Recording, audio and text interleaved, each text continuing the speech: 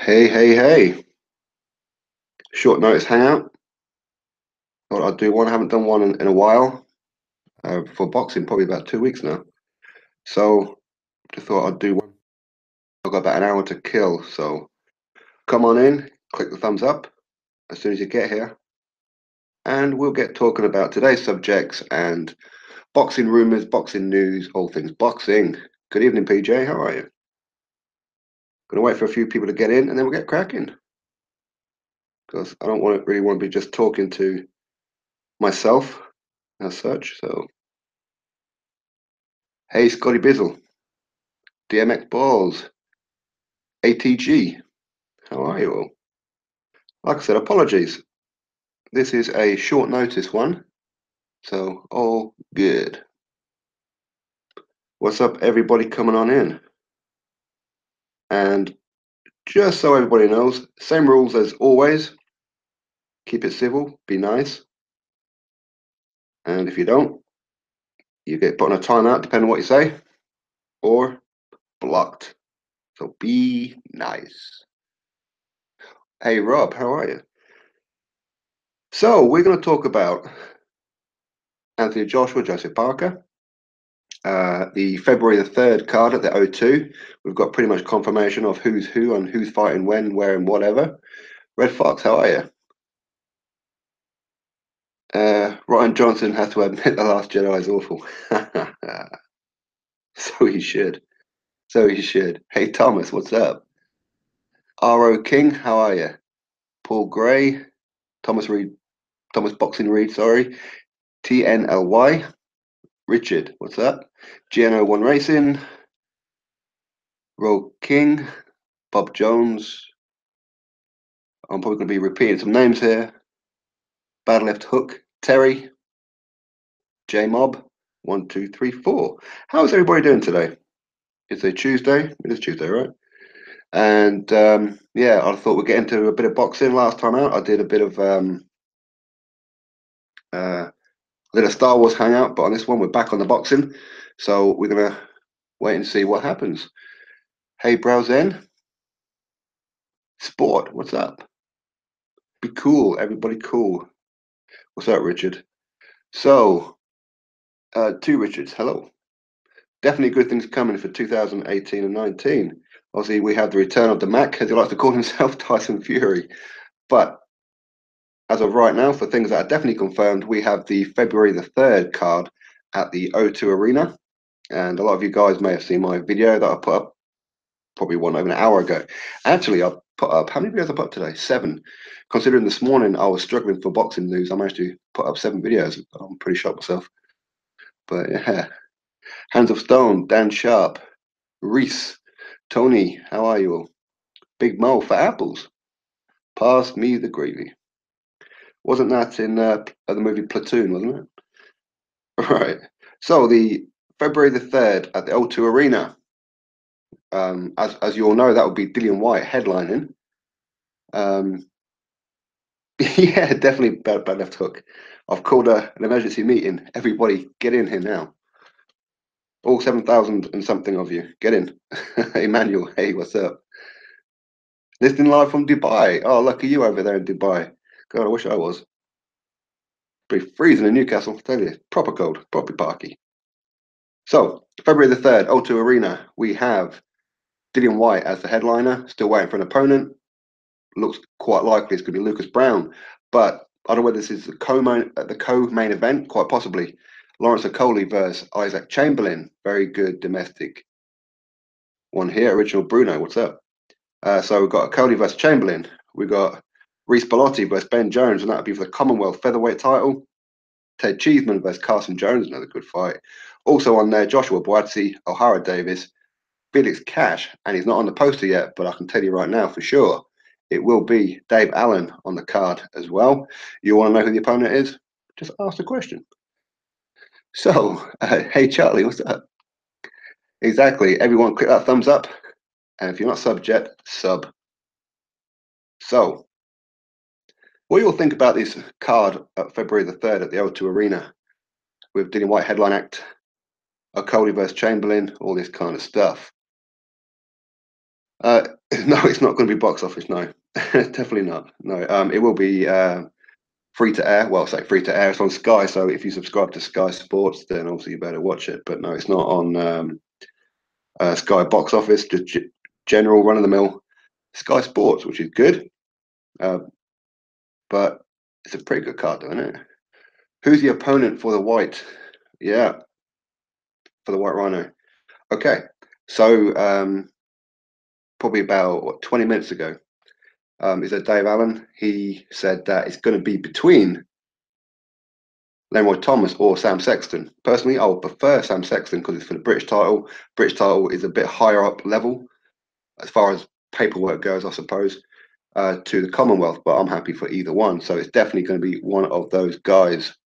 So, hey, Kingo, for my money, it's going to be Sam Sexton. I think Sam Sexton's more of a chance. So, Leroy Thomas don't seem to want to have that fight for whatever reason. Okolie may be a bit older and a bit wiser than Chamberlain, maybe. But I mean, obviously, both of them had pretty much the same amount of fights. You've got Isaac Chamberlain; he's had 9, 4 by knockout. Lawrence Okolie 7 fights, 6 by knockout. We could probably argue the level of opposition, but either way, both very, very good. I mean, in some ways, isn't it really a shame that these guys have got to get it on right now? That one of them's got to take an O. It's bad, isn't it? Bungle 1, hey, what's up? Hopefully Sam Sexton, exactly. Does Mike Ashley still own Newcastle? At the minute, yeah. He's meant to be talking to some consortium headed by a woman, I'm not too sure, and also talking to Vince McMahon of the WWE. So hopefully we'll get all that signed off before January the 1st starts, so we can actually sign some players over at Newcastle. That'd be quite nice. But yeah. I'd rather see Lamb versus Rhino. Yeah, me too. Sam Sexton. I mean, as much as I would love Dave Allen to get revenge on Leroy Thomas, get the Commonwealth, I think the Sam Sexton fight will be an easier one, I should say, for Dave Allen. I don't rate Sam Sexton too highly. He's all right, but the British heavyweight title is better than the Commonwealth. I mean, that's just my opinion. Yes, Bungle. All good. Thank you very much. What do you think of Dave Allen versus Sean Turner? Turner recently KO'd Arnold Jajai. Well, Arnold Jajai getting a win over that boy is no great hardship, as David Haye knocked him down with a jab and he was on the back heel. But yeah, I mean, yeah, sure, be good. But I think Dave Allen for a title would be the best option. It won't be the English title, that's for sure, that Nathan Gorman holds. Nathan Gorman looks like he may well fight Daniel Dubois. If not, Nick Webb will be back on the card. So you'll have to wait and see about that one. But Allen beats Turner.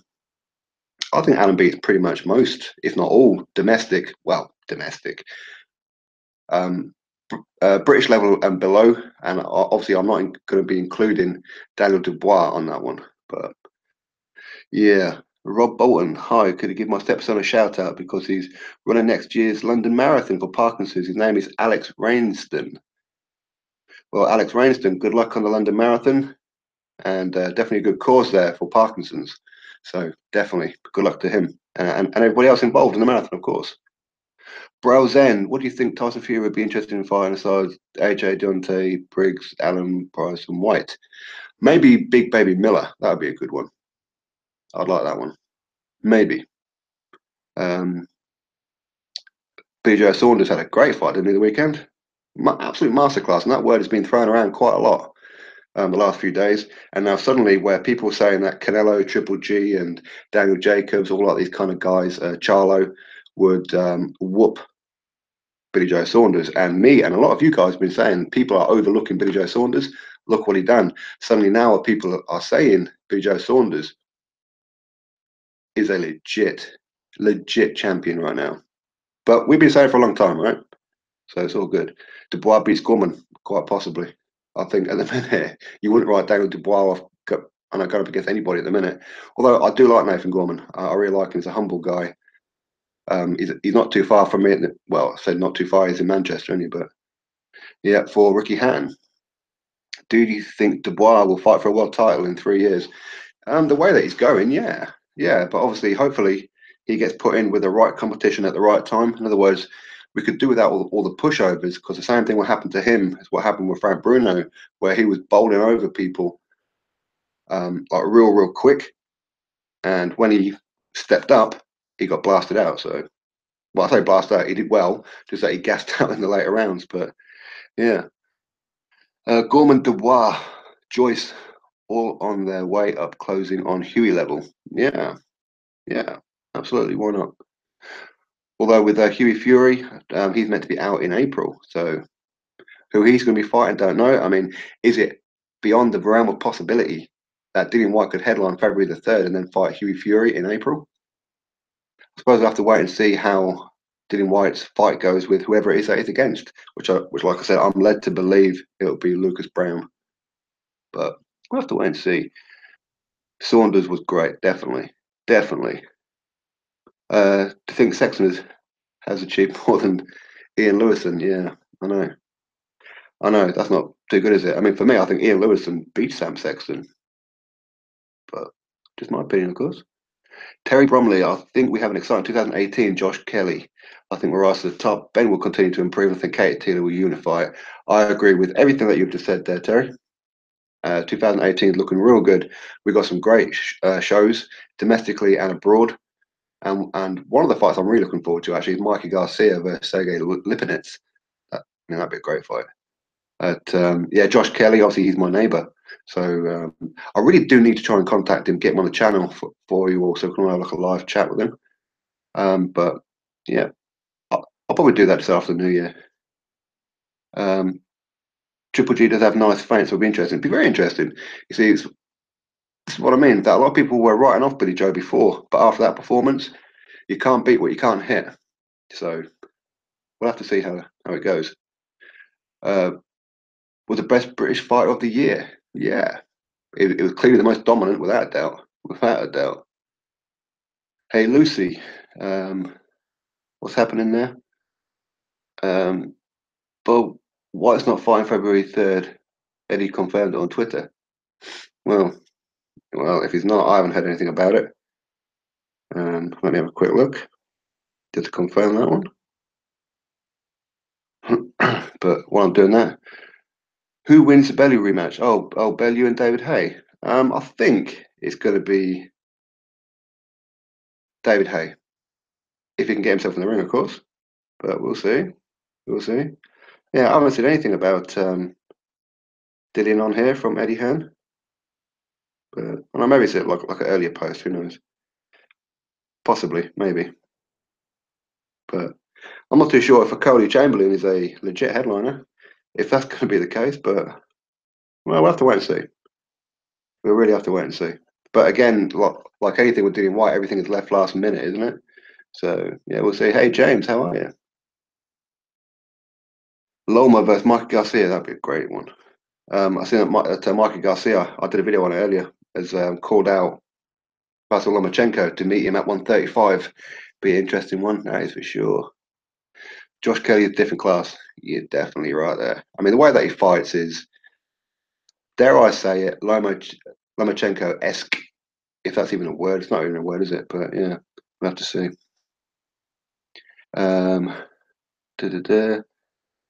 Your favourite knockout of the year? Dubois, Tete, or another? My favourite knockout of the year?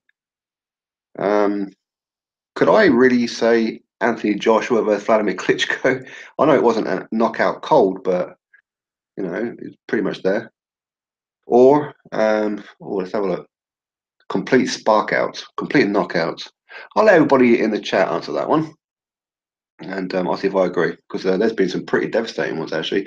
Although the one the past weekend with Gary Spike O'Sullivan, that was a pretty good one. I mean, he knocked that boy out cold. Knocked him out cold. Knocked old Antonio out. Antonio Douglas. Kenny Marshall, what's up? Lisa Queen. Hands of Stone. George Groves is a better boxer than James DeGale. Yep. I think it's them to fight now. George Groves beating. But of course, I'm still hoping James DeGale does come back, gets his title back, and then we'll see about hopefully getting that rematch at some point after the tournament, of course. But yeah, we'll see. We will see. I can't find anything about that Dillian White thing. I don't know. I'll look a little bit closer later on. James Webb, Wilder versus Ortiz prediction. Like I said today, or probably about an hour ago now, I'll put up a video on that. It looks like February the 3rd is the date it's going to happen. And be a very interesting one. I'm really split on it. Maybe Wilder will definitely be the favourite. Obviously, big knockout, faster on his feet, and he's been the more active. Or technically, has he? Maybe not. I know Wilder did fight at the beginning of the year, and obviously he's just fought Bermane Stiverne. But against Bermane Stiverne, it was a one-round demolition job. Luis Ortiz won 2 weekends ago again. I know it's hard to say, really hard to say. Both of them I can see winning, and I can give reasons for both winning and reasons for both going to lose. So I just want to get it on. Tanaris. We're already tired of Joshua versus Wilder in the USA. We lose patience fast over it. Yep. I know. Tell me about it. You know, the thing that really annoyed me, and I've noticed it from a lot of Wilder fans as well, they've been saying the same thing. So it's not me being biased or anything like that. Hey, schizophrenic. That Wilder has been shouting for a long, long time. Then Anthony Joshua sends Eddie Hearn and the team while he's in New York for the Daniel Jacobs Luis Arias fight to say, okay, go talk to Team Wilder, find out exactly are they serious. Team Wilder says 50% we ain't moving, and it's been that way ever since. So yeah, the opportunity was there, and now he's gone very, very quiet, which surprised me, to be honest. I really thought that he wanted it, but we'll have to see. David Lemieux knockout of Curtis Stevens. There you go. That was a quality knockout, wasn't it? I mean, he put that boy out cold. I mean, is he still asleep, Curtis Stevens? I'm sure he is. Ortiz is too old. Well, maybe. I mean, I don't know whether or not this long layoff that he's had. I mean, we can't really include the fight against Daniel Martz because that was again another early fight, quick fight, and not against anybody any good. So maybe the rest has done him good, or maybe it's done him a lot of harm. We'll have to see. AJ sends Wilder into space. He's too small and too chinny. Maybe, maybe. Ortiz is 57 years old. Whatever he is, he's doing well for himself. Wilder is a duck and nothing else. Yep, I agree. Wilder 50-50 is a ducking tactic. I think so too. I think so. I mean, I know a lot of people say, well, it's how you start negotiation, but if after 4 or 5 weeks you're still on 50%, that's not negotiation. He is still dangerous, definitely sport. We've seen what Billy Joe Saunders done the weekend. The Eubank Growth fight will be a similar thing. Maybe because Chris Eubank Jr. has the skills to keep George Groves off of him. He's obviously a lot faster and his hand speed is a lot better. But George Groves, unlike David Lemieux, George Groves can cut that ring off when needed. So we'll have to see. I think it's going to be a pretty good fight. And again, I can give reasons for both of them going to win that one. So who's going to win, I don't know. Eddie. Okay, so what's happening with Dillian White then? Because I've totally missed this story. Totally missed it. So I'm just having a quick look on here to see what's going on. No, I'm not seeing it. That's what I'll have like a proper look later on. But yeah, it wouldn't surprise me if he's not, because like I said, yet again, last minute, all been waiting, and everyone's waiting on AJ Parker. But Dillian White shouldn't be waiting on what's happening with them. They should already have an opponent set in. So we'll have to see. He's not starting negotiations, he's stalling negotiations. Is that Wilder? Yeah. Yeah, exactly. You see, dogs bark, but they don't always bite. So we'll have to wait and see what happens. But for me, I mean, I'm okay with it. I mean, I would have preferred it to be Wilder versus Parker, because then them two, or the winner, has a unification fight as well, already had one. So they kind of like earned the shot at it undisputed, whereas AJ's having to do one belt at a time. So if he was to beat Parker, as an example, and it is an if, and he meets Wilder next, what's Wilder done to deserve undisputed? So anyway, we'll have to see. Adam Nicole, how are you? Ian Atherton, BJ Saunders was masterclass and could well beat Triple G and Canelo. Absolutely, exactly. On that performance, Triple G can cut that ring off though. Canelo, not so much. Canelo is the back-footed fighter, but definitely interesting. But which one of them would want it? I've seen today that Daniel Jacobs is calling out BJ Saunders, but as we know, Daniel Jacobs is now promoted by Eddie Hearn, and BJ Saunders promoted by Frank Warren, and there lies the issue. I mean, both of them can fight in HBO in America. That's not really a problem because they both have links over there with that. But it's a case of what network shows it in the UK. So Frank Warren won't want Billy Joe Saunders to fight on Sky as he's just acquired BT Sport, and I wouldn't have thought Eddie Hearn would allow Daniel Jacobs to fight on BT Sport as he's just starting at Matchroom USA, which they want to show on America. So I can't see them guys fitting in. Lion Legacy. Will Canelo Triple G make the better adjustments in the rematch? Yeah, I think so. I can see Canelo being more defensive in this one, so Triple G is going to be stalking him a lot more than he was last time. I can see it being a similar kind of fight, though, to be honest. It'll go to points, and one of the judges will rob Triple G. It seems to happen all the time on Golden Boy promotions, and I'm tired of it. A lot of you guys are tired of it too. Happening every time Canelo fights. There's always a rogue scorecard somewhere along the lines. But yet they say there's nothing to it. It's coincidence. I'm sure it is.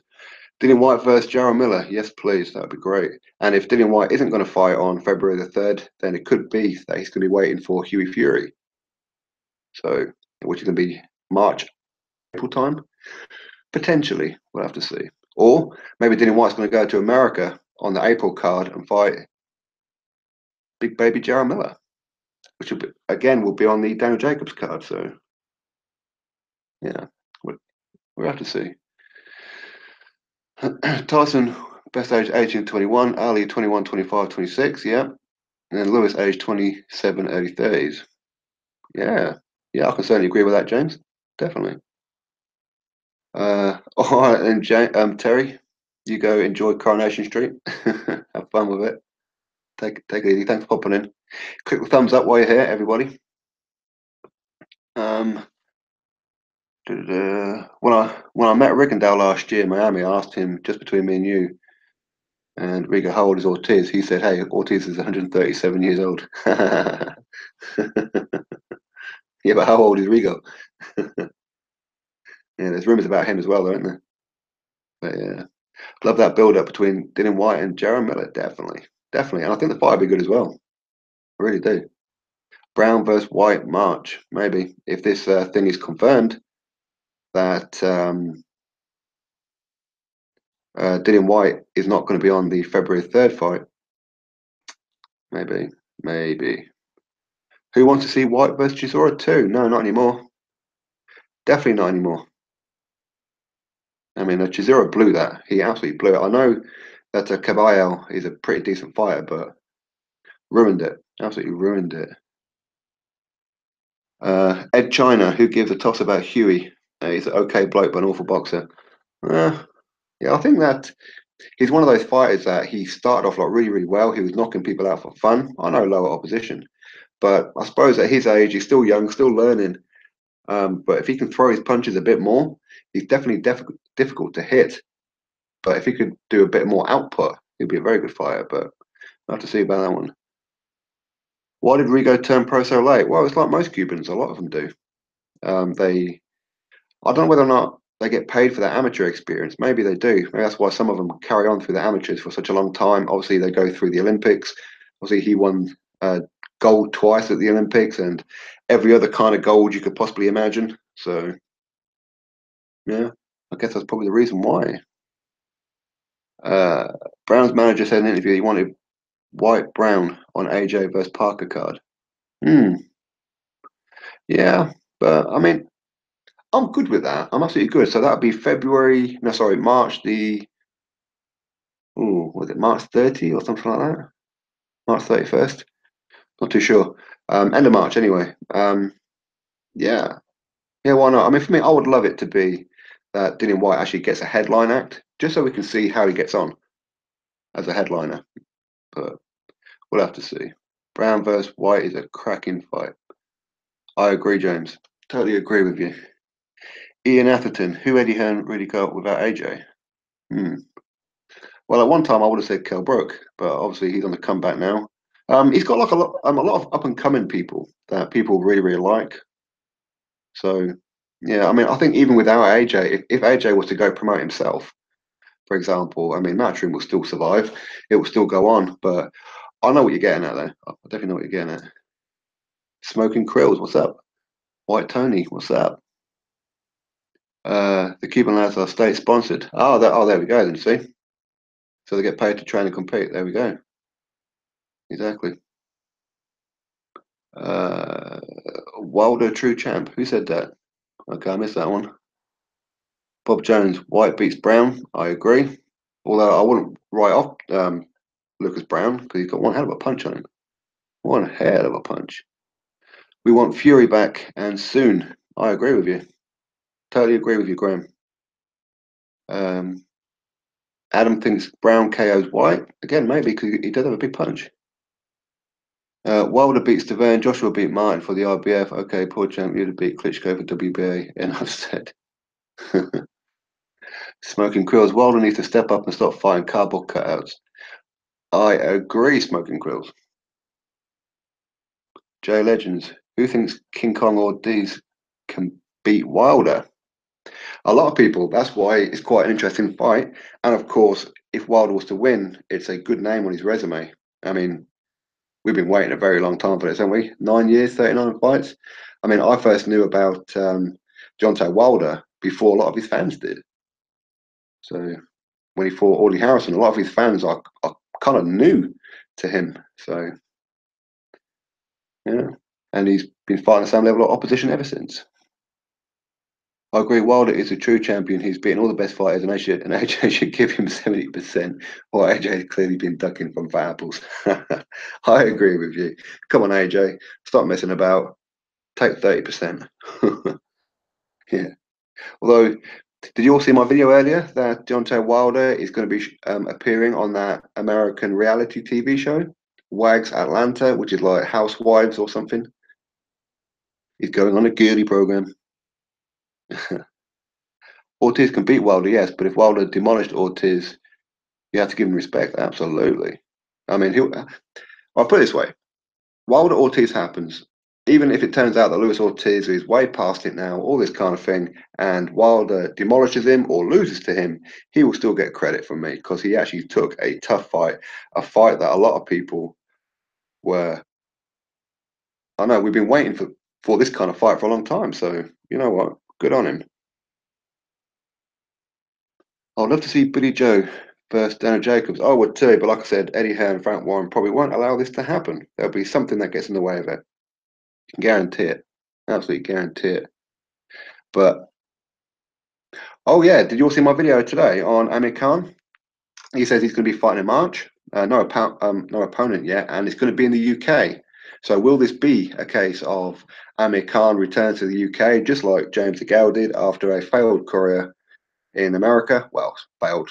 You know what I mean? In other words, they didn't become pay-per-view stars that they were hoping for. Um, James DeGale comes back to the UK for the homecoming, loses. Amir Khan comes back to the UK. What's going to happen? He says it's going to be a warm-up fight, but if he wants to be ranked and get into a big fight after then, outside Kell Brook, it seems he doesn't want to fight Kell Brook. He's scared for whatever reasons, even though it's a cracking fight. Um, how do you all feel if Amir Khan was to have his comeback fight in March in the UK against somebody like Sam Eggington or Bradley Skeet, something like that? Um, WAGS is an acronym for Wives and Girlfriends. Yes, I hear. Kiwi Bucks, what's up? What's up? I thought you were off for like a while. Thought you were like gone. Gonna have Christmas and New Year out in the Bahamas somewhere there, Kiwi. What are you doing? Don't leave us. We need you. We need Eubank Jr. and Billy Joe Saunders too. I would love that one. Really would. But it definitely ain't going to happen next, unless, of course, Chris Eubank Jr. loses to George Groves. Then maybe it could happen next. If Chris Eubank Jr. was to obviously lower his demands But then you have to say that BJ Saunders would have to do it pretty much out of pity or just to show that he's going to whoop him anyway. But we'll have to see. Roy Parker, what's that? Definitely 2018, looking to be a good year. Already starting off pretty well. Mikey Garcia against Lipinets. Be a great fight. Obviously, David Hay Bellew. Hopefully that happens. Isaac Chamberlain and Lawrence Okoli. Anthony Joshua, Joseph Parker. Hopefully, touch wood, this happens. Luis Ortiz, Deontay Wilder on March the 3rd. So excellent stuff. Plus many, many more, of course, and some decent fights in January, of course, as well. Winding down, bro. I'll still be in and out, but taking it easy. Fair enough, Kiwi. Fair enough. I don't blame you, because sometimes doing YouTube videos is almost like a full-time job, isn't it? Like sometimes it really is. But I enjoy it. I know you do too. Khan is irrelevant. He's been irrelevant for about 2 years. That knockout against Canelo, I don't know whether it's done him harm or good. I really don't know. I heard that he's come out with some new fans though after that I'm a Celebrity, Get Me Out of Here Jungle show. But yeah, we'll have to see how he gets on. But yeah, Sam Eglinton would be a good fight. I don't think Eglinton will fight at welterweight anymore from AS.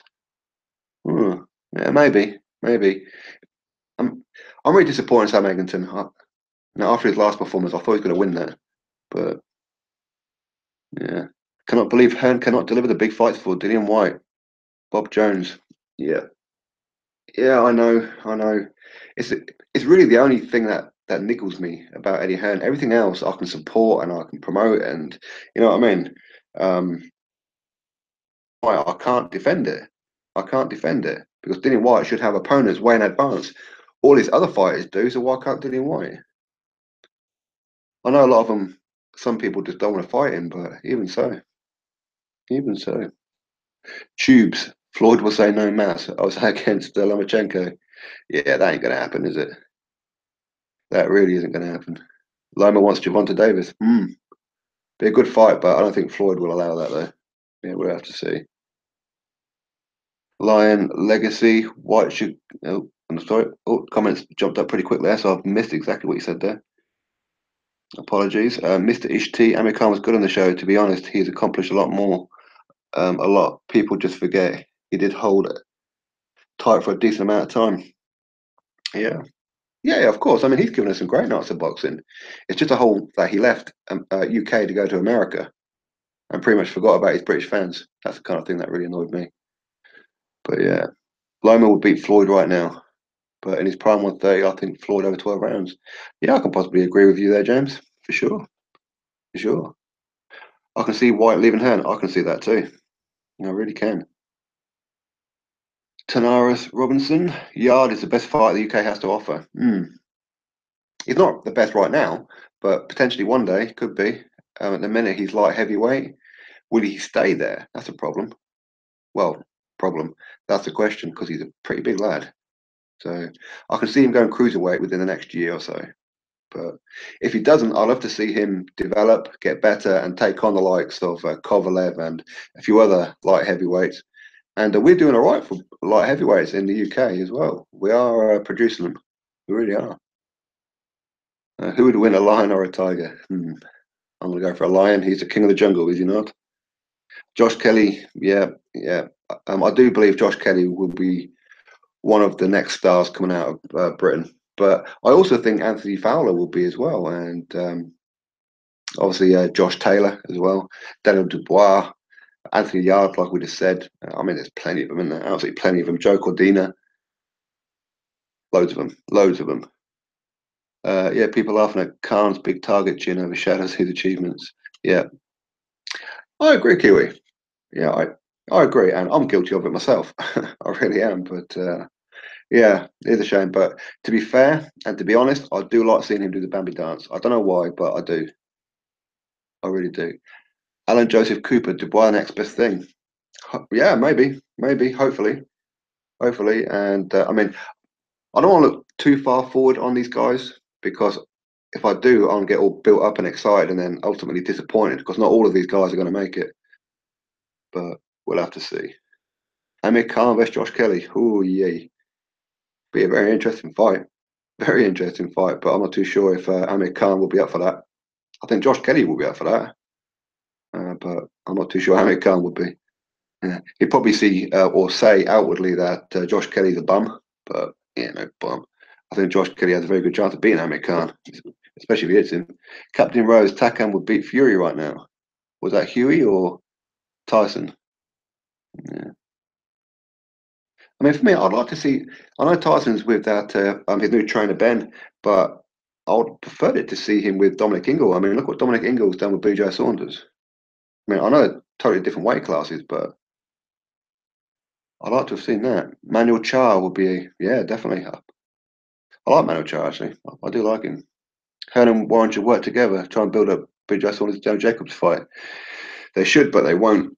They see each other as rivals. They hate each other. Well, I say hate each other. I think Frank Warren hates Eddie Hearn more than what Eddie Hearn hates Frank Warren. But obviously, they're rivals, not only for Britain, but for networks as well, Sky and BT, Box Nation, all that kind of thing. But yeah, Triple D, the beast, not media hype around it. Well, this is the thing.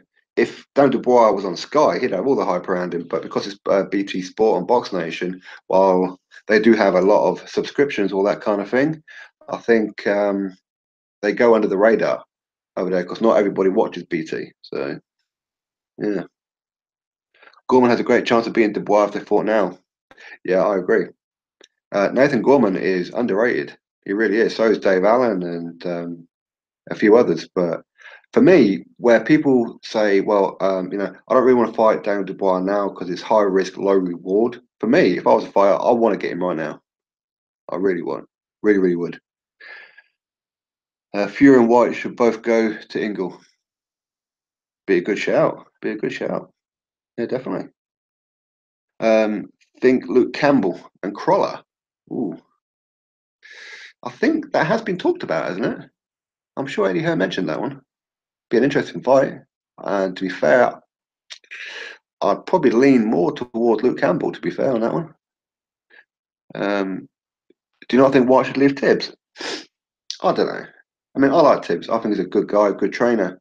But for me, it's more about how he's being promoted and not getting the fights. So he's not getting a proper camp. So until he gets like a proper camp or two, so we can see exactly what Dean White is all about, then maybe he needs to change trainers or stick with him. I don't know. But Kugan Cassius versus Heavy D. Yeah, what is that about? What is that about? I mean, is that a joke or is that legitimate? I have no idea. Canelo Sean 2018 he fights and beats Jacobs before Triple G and Canelo fight in May. Good shout, Kiwi. Yeah, yeah, I can agree with you on that one. What do you think of White's current trainer? Yeah, again, Tibbs is a good trainer. It is good. But like I said, we need to get Dillian White into some proper camps so we can see exactly what he's about. Campbell beats Crawler. Yeah, yeah, I agree. I think Crollo's coming towards the end of his career. He's getting the paydays now. It's taken him a long time to get the paydays, but thankfully, luckily for him, Eddie Hearn really likes Anthony Crolla, and of course, the Manchester locals love him too. So, yeah, but I think Luke Campbell, to be honest, I think he beat Linares, to be honest, but that's not what the scorecards say. So, who am I to argue? How did the US do in the World Super Series of Boxing? What's that about? Compared to the UK? Oh, well, they only had one guy in there, didn't they? Rob Brandt, who lost to Jurgen Bremer. I think that's what they had. Yeah. White shouldn't go to Ingle Gym. White's a fighter, not a boxer and a mover. Maybe that's a good point. Very good point there, actually. Yeah, that is true. But I think Dillian, he's still learning all the time anyway, so maybe he can adapt some of this.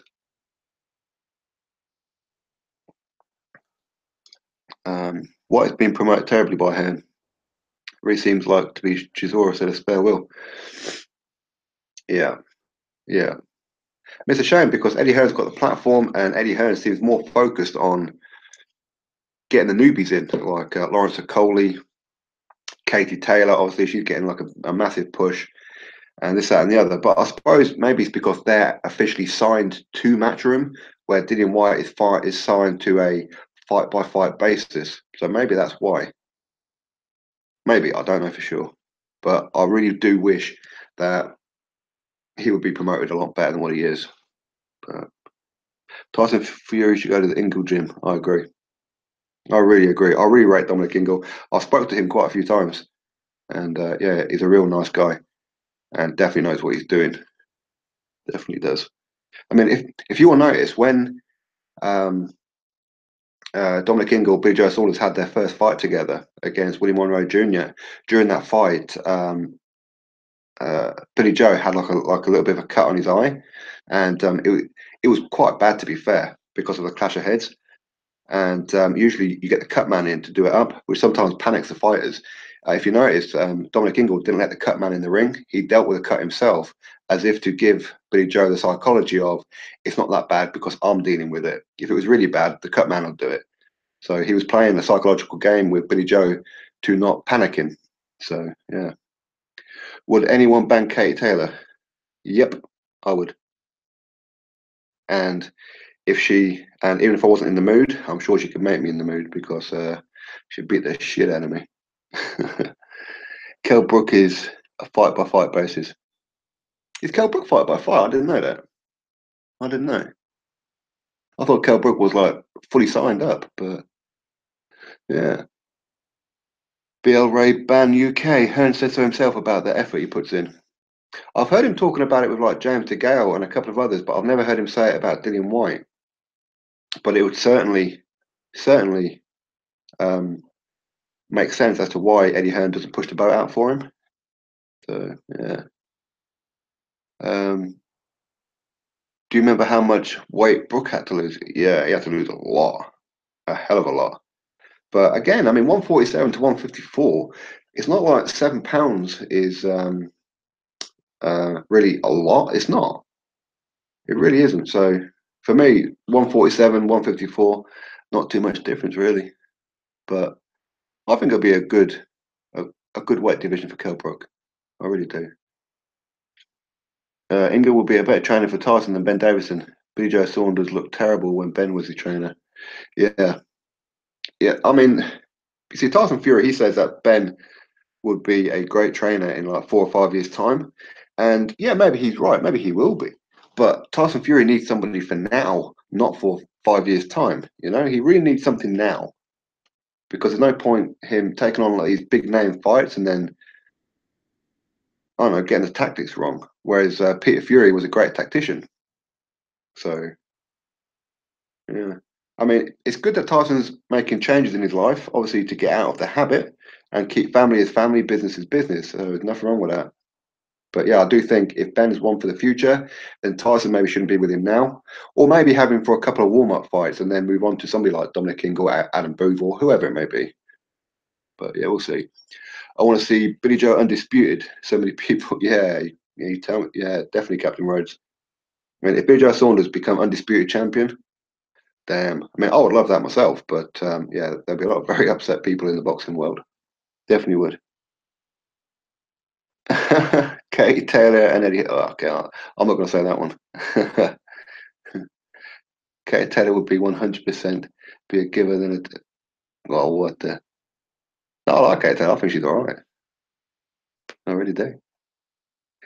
Tyson Fury gets belly out in 4 rounds. Hmm. Right now, so it's stepping in the ring. Maybe, although Bellew's pretty fast on his feet, so don't know. It might take him a bit longer, but yeah, he would ultimately finish off Tony Bellew or just outwork him so Tony Bellew quits. But who knows? Who knows? Last time Tyson Fury got dropped was by Cunningham, who's of course a cruiserweight, so you never know. No, it wouldn't upset me either if BJ Saunders was undisputed. I'd like that. I really would. Tyson versus Price, be a good comeback fight. It would, but Tyson's already said no to that.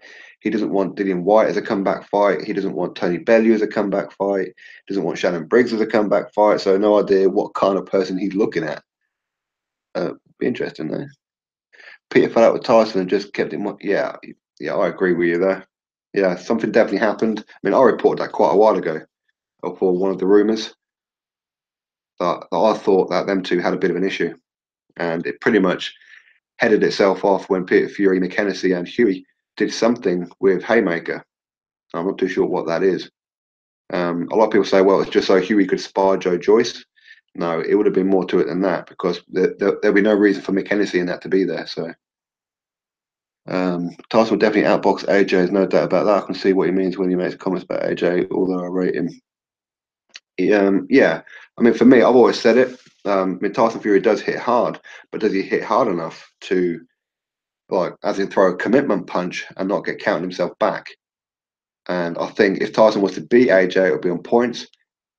If AJ was to beat Tyson, it would be by knockout. That's just my thought on it, of course.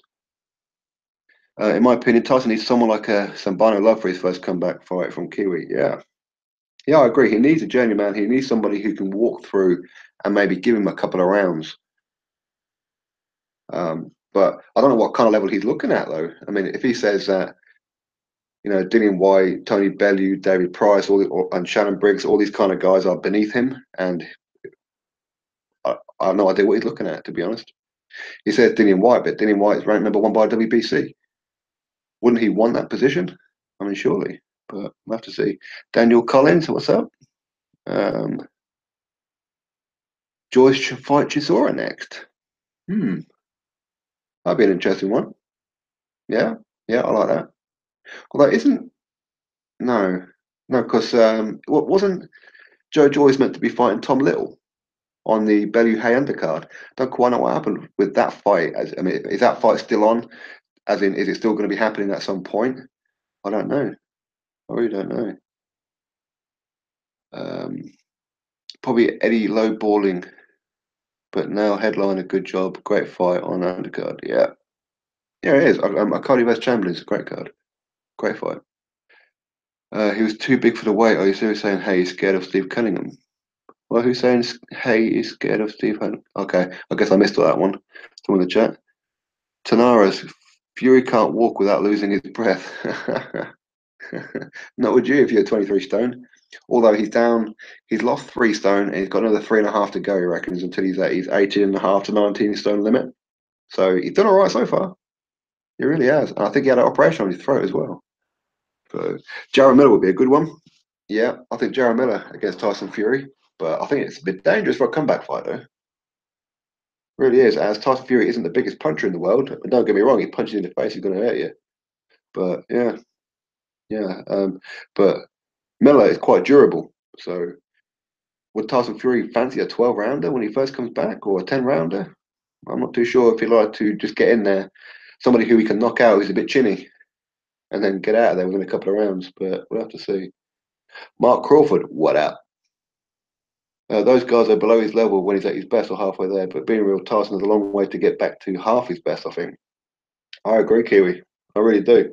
And he definitely needs a couple of journeyman fights, without a doubt. Definitely needs them.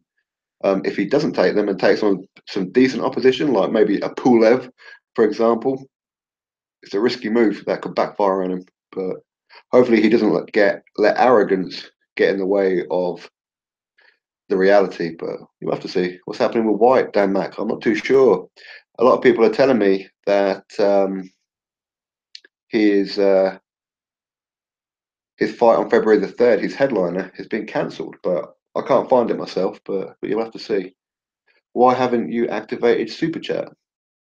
I have no idea. I never thought about it. I know I clicked the button to click it live maybe about a month or two ago, but I never actually done it. I don't know. Yeah, it's saying it's there. I don't know. Maybe it don't work. No idea, to be fair. Miller would beat White from Daniel Collins. Don't know. I really don't know. But hopefully we find out. Hopefully we find out. Skolaski gave Price nightmares. I think everybody gives Price nightmares at the minute. I feel bad for David Price because he's a real genuinely nice guy, but yeah, we'll have to see. And some, hey guys, how's it hanging? Not like Tony Adams, I hope. Damn, Tony Adams. Damn. What's Tony Adams doing nowadays anyway? Is he a manager? Is he a trainer? What's Tony Adams doing? I haven't seen him in a long time. White beats Miller. He drew against Journeyman. Yeah, I mean, if I had to pick between White and Miller, yeah, I'll bet Dillian White every day of the week. But my predictions have been wrong before, so we never know. When Fury was at his best, Wilder, AJ, and White was pretty raw at them times. Have changed. Fury can't afford to go into a fight with them for at least 3 or 4 fights. So basically goes fight AJ Wilder in 2019. Shots N3 TV. Yeah, I can agree with that. I mean, if he comes back and tries to challenge all those guys like pretty early, I think Tyson might be getting blasted. But Tyson Fury does have that style that's very, very elusive, very difficult to conquer. So never know, dear. What's happening with Anthony Ogogo? No idea. No idea. I haven't heard of him for a long time. Last I heard of him was when Gary Spike O'Sullivan was chasing him around wearing his mankini, but then Ogogo ended up losing a fight against somebody who he should never really be in the ring with. But yeah, I have no idea what's happened with him. Conor Benn got a reality check. You're right there. Absolutely right there. Did Ogogo retire? I don't know actually. If that happens, I have no idea. The big bad wolf is here. The bad guy. How are you, man? I haven't seen you in a long time. Where you been, man? Uh, has Ogogo fought since the loss? That's the thing. I have no idea. I don't think he has. I mean, he may have done. He really may have done. I'm not too sure. I give Price nightmares. Tyson Fury versus Frank Bruno for a Fury warm up. Well, I don't know if that's still happening, but on um, December the 24th, these guys are meant to be having some kind of a charity event. So yeah, we'll have to see what's happening with that one. We'll really have to see. But yeah.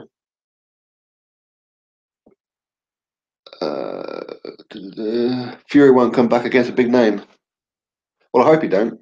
Well, I don't mind it being a big name, just as long as it's a journeyman name, that we've all heard of. Maybe try and get Evander Holyfield out of semi-retirement or something like that. Yeah. Um, Conor Benn showed a lot of heart, but needs to get hit less. You got that right there, Bob Jones. Absolutely right. And I'm sure that's going to be a wake-up call for him. So he's going to go back to the drawing board and just start sharpening up those skills for defense and learn not to go in there blazing because you're not always going to win a trade out. So, bad guy, Red Fox, Fat Apples, what's up? Daniel Collins, who do you have, Eubank or Groves? Oh, well, I mean, I picked George Groves to win the tournament before it started. So I'm going to stick with that one only because I picked him to start with.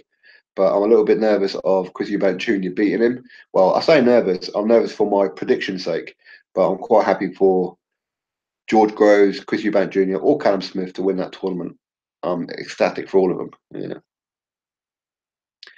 The Dillian White fight, I have no idea what's going on with him. No idea. Maybe I'll text him. Let's see. I must have gone 10 o'clock, so if he's in camp, he might be. I know, we'll see. Yeah, I have no idea what's happening with Dillian White at the minute. I'm hearing that his event's been cancelled, or him himself has been cancelled from February the 3rd, but I don't know exactly what's going on. Groves beats Eubank, maybe. I mean, I can see a situation for Groves and Eubank winning that fight. I really can. Uh, Martin's team turned down. Yeah, he did. He turned it down quite a few times. So did Dominic Brazil. So did Jaron Miller, because Jaron Miller wants it in April in New York on the Jacobs undercard. Lucas Brown, as it's been waiting for so long now, because obviously waiting on Parker and AJ. So Lucas Brown don't know what he's doing. And he said, yeah, he will fight Dillian White February the 3rd. But now we're, 5-6 weeks away from that. Lucas Brown can probably say, well, not enough time now. And again, that's down to Eddie Hearn's fault. He should have just said, a make it or leave it offer to Parker. If Parker said no, all right, go fight Lucas Brown then. Or Parker would have said yeah. So I don't know why they're taking so long arguing over a percent here and there, which is now potentially screwed up Dillian White's headliner. So we'll have to see. Ian Atherton, maybe Ben needs the Ingles. Learn something off BJ Saunders. I agree. Yeah, good shout out. Groves will not beat Eubank after 5-6 rounds with high pace Eubank. He will fold. Maybe. I can see a situation. I don't know why that George Groves may give up in that fight, but let's hope not. Fat Apple's text him. Yeah. Of course, I got his number, but I don't know. We'll have to see. Oh, hang on. I literally just got a message from Dillian White. Hang on. All right. My friend just said, "You're talking about me. I'm definitely not fighting February 3rd. No one didn't sign up." All right. Okay. Right. So Dillian White. Here we go. He's fighting in March the 24th. Yeah. Here we go. He's just messaged me. Hang on.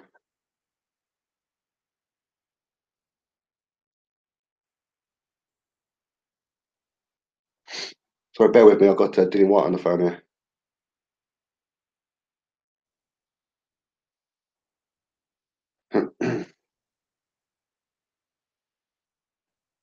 Yeah, so he's going to be fighting March 24th then. Okay. Because there's not enough time. Okay. Well, sorry, guys. Let me reply quick.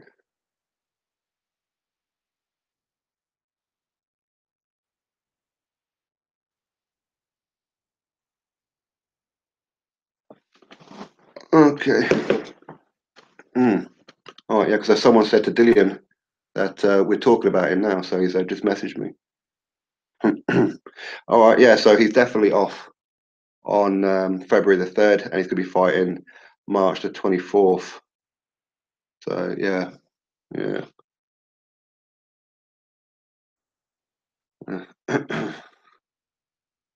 a second.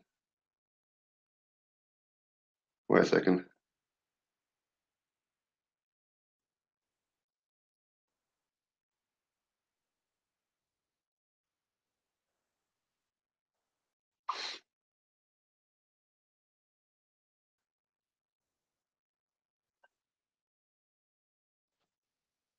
So I'm going to try and get Dillian onto the live chat with us.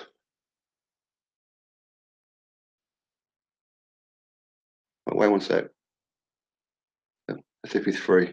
He might not be free. So.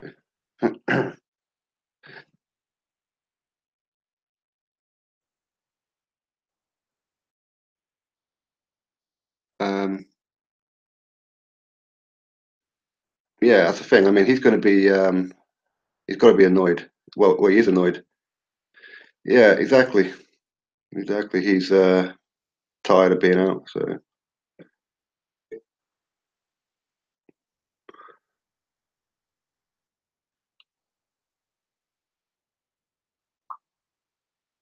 Oh, there we go. Right, so I'm gonna call up Dillian White right now. So there you go. You're all here right now. So I'm gonna call up Dillian. All right. So hopefully, you'll get to hear it. So wait one second. Wait one second. So you're gonna hear Dillian White. Wait one second. You all up for that? All right. I'm gonna get him on the call right now.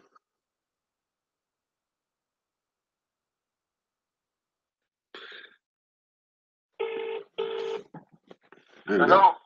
Hey, Dillian, how you doing, man? How's it going, mate? You alright? Yeah, buddy. Yeah, thanks for the message there. I'm just doing a live stream here, and a lot of people were saying about February the 3rd's off, and obviously I didn't know about that, but you just said that you're out in March now. Yeah, February 3rd is off. We couldn't get the phone locked in time. They know it's not a good time to sell a fight as well. We wanted to, we tried to make the fight 8 weeks ago with Brown, Parker, didn't happen, and then now it just literally, by the time you keep going, still the fight, bring Lucas Brown up with the first round, there's no time to build a big fight. And then none of these guys want to fight. We just keep chasing everyone, chasing Miller, Parker, Brown, all of these guys. None of these guys don't really want to fight, man. So it's frustrating. I keep having to wait till 2 weeks before I know what fighting and all that rubbish. You know what I mean? I'm trying to become a mainline headline fighter by myself. So I think I've popped up enough undercard. Now it's my time to step out of the shadows and headline main event cards on myself. But none of these guys really want to fight, man. So it's just frustrating. So we just want enough time to build a fight, get an opponent started, Yeah. Well, exactly. That's what a lot of us are saying in the chat here. Obviously, a lot of people are talking about it, saying that it's. I mean, obviously, you know a lot more about this than what we do, but from the outside, it seems that, and I don't want to be rude to Eddie Hearn because he's a decent guy, but it seems that he's managing to get other people fights in plenty of time, but not for you. Yeah, I don't understand. I guess it's two-way street really, because a lot of guys don't really want to fight because a lot of guys just wait to cash out and AJ really, you know. A lot of guys don't really. A lot of guys in the top 10 just sit like Steve prime example. He sat around and wait 2 years against Wildlife, one fight in 2 years. A lot of these guys, once they get in the top 10, they just sit around and wait, willing to wait 18 months, 9 months, and that wait till they get a title shot or whatever. You know, a lot of these guys don't want to fight a risk losing their position, a risk being knocked out. You know, so a lot of these guys just want to wait. It's a double-edged sword really, because fast cars trying. But a lot of these guys don't want to fight. He showed me mixed of many opponents who turned the fight down, etc. So Yeah. let's just keep going, man. It's frustrating because like the likes of Turnbull and that they got an opponent before me, you know, and I don't understand. It's very frustrating, but what can you do, you know? Just keep chipping away until one of these guys finally find their nuts and decide to get in the ring and fight, you know? Well, that's exactly right. Because a lot of us are saying that it seems since the AJ fight, it's like we never know who you're fighting until like a couple of weeks beforehand. So the build-up is very, very slow. I mean, obviously the Chisora fight was a pretty good build-up, but outside of that, everything's been like last minute. And obviously we all want you to be a headliner, and there's never enough time. Yeah, you know, that's the thing is, fights need time to build. They need to get promoted properly, and you know, and to become a main event fighter, time needs to be invested, and the right opponents need to be there, because I could probably get out and try to fight nobody. And people is not happy with fighting nobody anymore. I don't want to fight nobody. I want to be both a good fight and give the fan a good fight, but that's up to really to start these out, and he's trying, Yeah. but these opponents don't want to fight, you know. So it's frustrating, man. It's frustrating, so frustrating, you know. So frustrating, but it is what it is. They can't hide forever. I'm number 1, number 3, and number 4, and number 5 in all the governing bodies. So it's only a matter of time. Let's say maybe 1 or 2 more fights in this immediate time while I wait for one of these title shots. Yeah. But it's just hard. People is even asking for ridiculous money. For instance, you Fury, he asked for the fight. I gave him an opportunity to fight me. You know, they're very Fury is very hypocritical. You know what I mean? A few months ago, when I wanted to fight, they said, this game is our friend and we don't fight our friends. And then all of a sudden, now you will lose. Now you will lost the first fight. So they don't really want to fight, but they're just trying to build their name on the back of me, really. You know what I mean? They don't really want to fight because I gave you an opportunity to fight Kev Third. What you do? Turn it down. Turn it down. He said you weren't ready to fight because, you know, and then all of a sudden I see that he and his Instagram is in Dubai enjoying Christmas. He's not a real fighter. Just looking for a little bit of fame off my name, really. Yeah. You're absolutely right, because I did a video a little while ago where I've seen like the conversations between you and Huey, where like Huey saying, okay, you want to fight? You're like, yeah, okay, February the 3rd, and it's been put for a while, and he comes back with, well, no, that's not enough time. So my answer was, then why fucking ask him? Listen, the problem is Hugh's mentality alone shows that he's stuck and he didn't win a fight. How can I say to you, at the main event, our own event, and then you said no, let's start the Joshua Parker undercard? That doesn't make no sense. That just shows his mentality, his mindset where it is. I want to be a main event fighter. He wants to go and fight in someone else's undercard. The guy's a loser. That's right. Yeah, exactly. The guy's a loser. You know, people need to stop calling my name unless they're willing to fight. You know, I mean, anyone's name or a call, I'm always willing to fight. I wish there was more heavyweight out there that's like that. You know, these people don't want to fight, man. A lot of guys, Miller's another one. He says he wants to fight, he wants to this, that, the other, but he never follows through. Yeah. I've got another thing with Miller as well. Like earlier this year, he was in the WBC top 10. The minute they came up with clean with the random testing, he dropped out of the top 10. Yeah, that's right. Yeah, that's true. He did. Which is really, I don't get it. Why would he be in the top 10 to fight Deontay Wilder in America, and then all of a sudden he dropped out? Yeah, exactly. And he's not signed up with the VADA testing no more, is he? Yeah, exactly. Even Deontay Wilder is another one. These guys are just idiots, man. He wants to go fight Luis Ortiz now for a third of the money that I'm going to pay him to fight. And he says I'm an easy fight. Luis Ortiz is more dangerous than me. So why don't you come and fight me? I make 40 and get money. 40 and get money. You're going to make the fight Luis Ortiz. You know, listen, I'm trying, guys. I'm trying to get the best fight for them. But if these guys don't want to fight, there's nothing I can do, man. You know, these guys are just bombs. You know, Yeah. bombs. Well, I mean, we've been having conversations about this before, where it's like he's got a great offer. This is Wilder to fight you, but sooner or later he's going to have to fight you because you'll be the mandatory, and when the mandatory is called, he's going to be getting half the money than what he's being offered right now. The problem with the BC, I think it's like 9 months. Listen, they allowed him 2 years before fighting this mandatory, so no, I'm after, you know, mandatory don't mean anything these days anymore. You know, like it's a joke. It's a joke. You know, the WBC, you know, he never fought mandatory challenger for over 2 years. Severn, he went out of Severn, and then Severn was his next mandatory challenger 2 years. His first mandatory challenger 3 years later. It's a joke. It's a joke, man.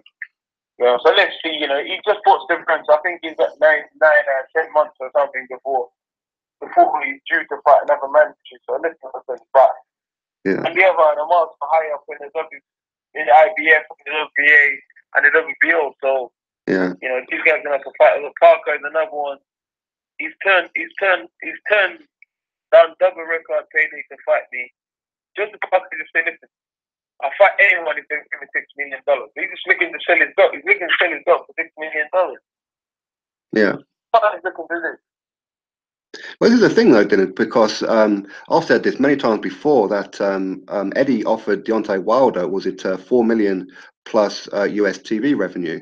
So why is he not making the same offer to Parker, or has he made the same offer to Parker as his champion too? The problem is, Wilder is a much bigger draw and a much bigger fight than Josh Parker. Josh Parker, he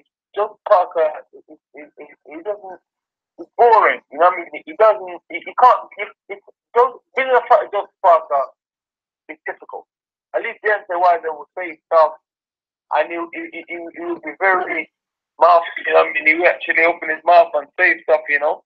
But we offer Parker $2 million or something. We offer Parker $2 million. He's never made that money before. But the thing is, these fights, I'm at the level now where I can't fight anyone. You know, if I'm going to come main event fight, at least it's exciting. Like I'm going to get the fans going. And likes of Parker, even him and Jeffrey is not really going to make that really, because Parker sucks. It's just like unification fans, you know. Yeah. Parker sucks. These guys are boring. These guys have no character, no nothing. They just, you know, I don't know. They've just been lucky, you know. I mean, he's just the only boxer in the country that's any decent, and he's been lucky. He got gifted the decision against Sunday Ruiz, and they're going to look after him because he's going to adjust from New Zealand. Right. That's all. Yeah. So what is kind of like, so you're saying like a March 24th, is that like an O2? Is that a headliner or? Yeah, it's an O2. It's going to be a headliner. You know, we're just waiting to see, obviously, what opponent we're going to get. No, you know, we're still chasing the same guys. I think we're almost there in the Luke Brown fight now for the last conversation. I sort of have it again, but let's see, you know. Let's see what happens. You know. These guys, 1 minute they want to fight, next minute they don't want to fight, you know. Yeah. Lucas Brown we made an offer to Lucas Brown 8 weeks ago. You know, he would have had 3 months to get ready for the fight. You know, 2-3 months to get ready for the fight. Yeah. Turn it down. I don't get what's, you know, I don't understand what's wrong with these guys, man. Heavyweight boxing nowadays. Terrible. You know, it's terrible. You know, that the difference is like the South Korea and that's back now, so let's hope, you know, that's one more potential fight for me that's out there, and it's a big fight. You know, and I know Tyson will fight. Tyson, the one thing here to give him, he will fight, so that makes things that much interesting. You know, there's a potential big fight there, which excites me. I mean, the Joshua rematch still there. Yeah. You know, all of these fights like this Parker, this Wilder, this Brown. But there's not a lot. There's not a lot of fights out there for me now. You know, Yeah. it's only Wilder, Joshua Parker, Brown, and Wilson there. Oh, you got Dominic Brazil, which may end up being called by the WBC for the mandatory Yeah, position. Brazil. There's Miller. There's Oh, what about Povetkin? If Povetkin want to stay in Russia, you know what I mean? And no one heard about other things that happened over there. Even Vladimir Klitschko, who his mom and dad both Ukrainian, both said, you know, he'll go back to Russia and fight ever again. Yeah. So, and these guys are powerful guys, so you know they must have had a lot of crap over there. You know what I mean? So, you know, if Povetkin wants to come to the UK and fight in Germany or wherever, fight, but that's not in Russia because, you know, listen, the president is his promoter or something, you know. Yeah, exactly. They've got billions in the bank. They have, which is sometimes you got to be smart. You know, sometimes as tough as you are, as strong as you are, sometimes common sense is got to come into play. You got to not about being scared or whatever. Sometimes you use your brain, you know, before you get stitched up. Exactly right. But the Povetkin fight, I would love it. I would enjoy the fight, but he's just looking. You know, would have to meet a neutral ground. You know, I think he's stupid to go there and fight him, considering, you know, all these other fighters who's going there and being stitched up. You know, I don't want to, you know, exactly. Exactly, sure. Exactly right. And like me personally, I would love that fight. I mean, that's going to be a real war. That would. Very good fight. Very good fight. Very good, a strong fighter. Olympic gold medal. Very good guy. I think he's just a little bit too small. I think that's my personal thing. I think he's a little bit too small to go to the real impact. I think he's 6'1", and 6'15", something. I think he's a little bit too small. Yeah. A very good fighter, very aggressive, very good technically. Yeah. But I just think he's just that much too small. I think. You know, yeah. His size will let him down if he fights like with me. But you know, I'm open to all of these fights. I'm in my career now where I would love to have a few more learning fights, but I can't really say, yeah, I need more learning fights. No, I'm inexperienced, but I just have to take them. I don't think I can mess about waste time to go to big fights and just take them now, you know. Not guys that's going to run around. I need to fight guys who's going to come to fight, who's going to come to win, not guys that's going to sit in there and survive and collect their money and go home, you know? Yeah, well, exactly, because I mean that's what some people were saying about Robert Helenius, and it's like I've been saying as well that it's very difficult to fight somebody when they're running, and Josie Parker showed exactly that against Hughie Fury and Luis Ortiz against Malik Scott. You can't nail these guys when they're running. Even I'm at the weekend. Oh, there you go. Yeah. You know, but the problem is I'm not checking amateur fights. I'm still learning. So, but so at the end of the day, Robert Helenius is a good fighter. Robert Helenius has been in the top 10 for the past almost years. Robert Helenius is the only man to knock out Survey. Apart from Fitchner, the only man to knock out Survey like Kovic before. Douglas Peter, Lemon Brewster. You know, he's the only guy to stop those guys in good fashion apart from the Klitschko. You know, good fighter. One knock, 26 fight, top damage. One stage Helenius was meant to be the next Vladimir Klitschko. You know, correct. So, it wasn't no easy fight. People can say it wasn't no easy fight. You know, he didn't want to fight. He won most of the fight, but I find a way to do it, and I got the win. I got the win eventually, anyway. So that's all that matters. You know what I mean? I still got a lot to learn, a lot to work on, but from that fight, I can move forward and prolong my career. But you know. And I learned a lot as the fight was going on. I was actually learning on the job. I was actually figuring stuff out learning on the job, but it was a little bit more tricky and a bit more longer than I thought it would have been. And it was way negative than I thought it would have been. You know, he said, I'm going to come and knock Dylan White out. I'm going to come and fight. And then he didn't come and fight. There's a lot of these guys say these things and say they're going to do that, say they're going to do this. But when it comes to the fight and I'm in front of them, then they realize that, he's not as bad as we thought. He's not as slow as we thought. He's stronger than we thought. He's got better boxing brain than we thought. And then this is what a lot of these guys are realizing as they get in the ring. You know? exactly. And, like going back to the amount of notice that you're getting for fights as well. Robert Helenius, who has a very good amateur background, he's been with some very good fighters. You get, 2-3 weeks notice. That's not enough time to prepare as well. I want everyone to get in. Robert Elenius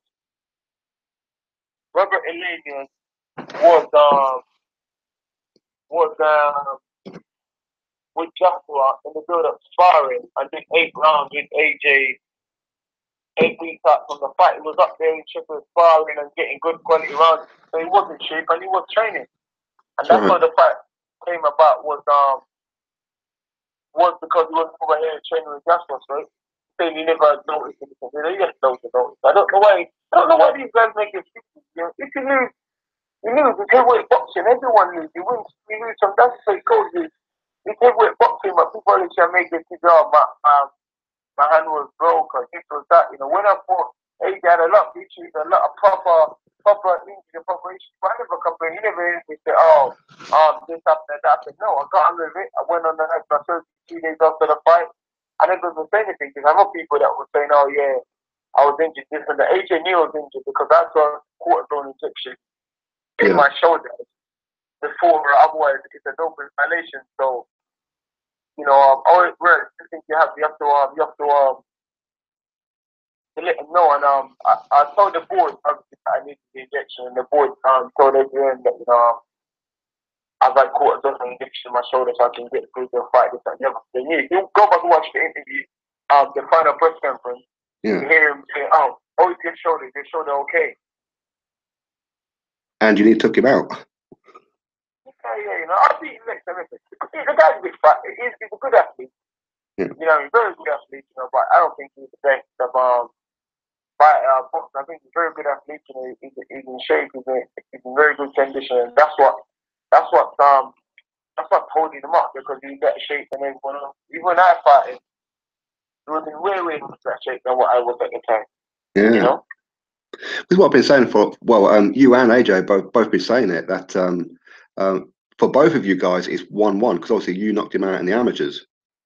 Yeah, each time our first fight will come in the future, and that's what it's all about. Next time around, I'll be more prepared, and I will enjoy the event more. Last time I was too pent up and too angry and too.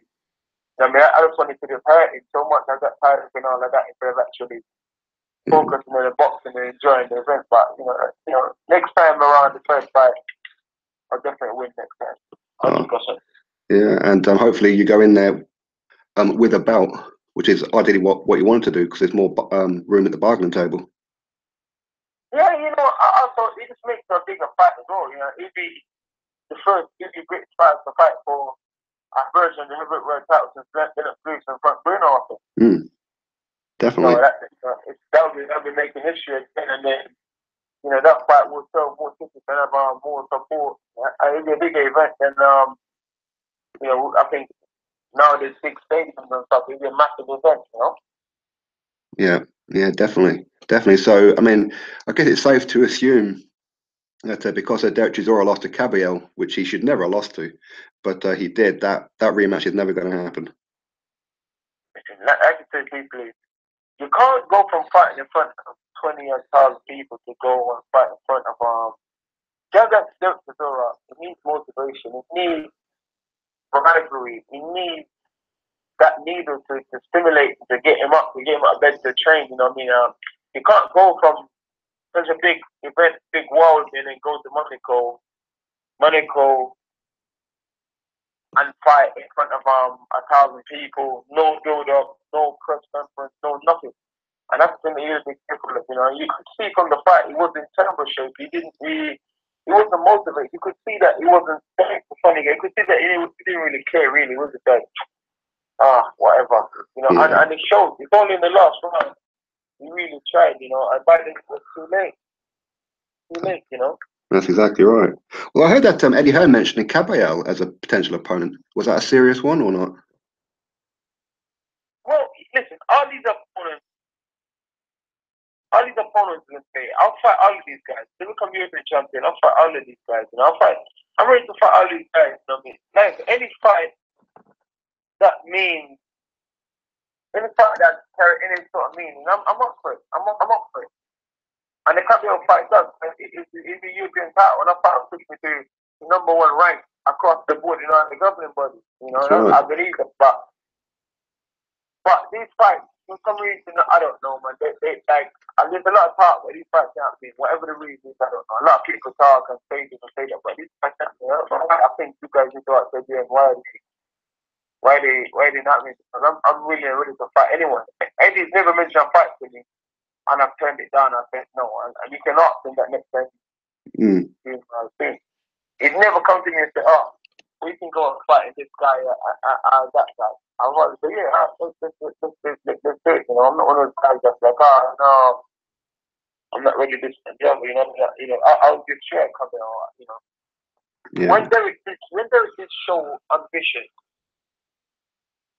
in the fight, he almost knocked him out. Sure. He almost knocked him out. He's a friend of mine, and that's why the fight didn't happen the first time around, because we were both in the car, whatever. But listen, I'll destroy that guy. I'll destroy him. I didn't need to be in proper shape to destroy him. Not at all. Yeah, definitely. I agree. So, I mean, hopefully that Eddie sorts out a fight for you at some point, and I think that's one of the reasons why Eddie Hearn avoids me, because he knows I'll nail him when it comes to you on some of the things that's been going on.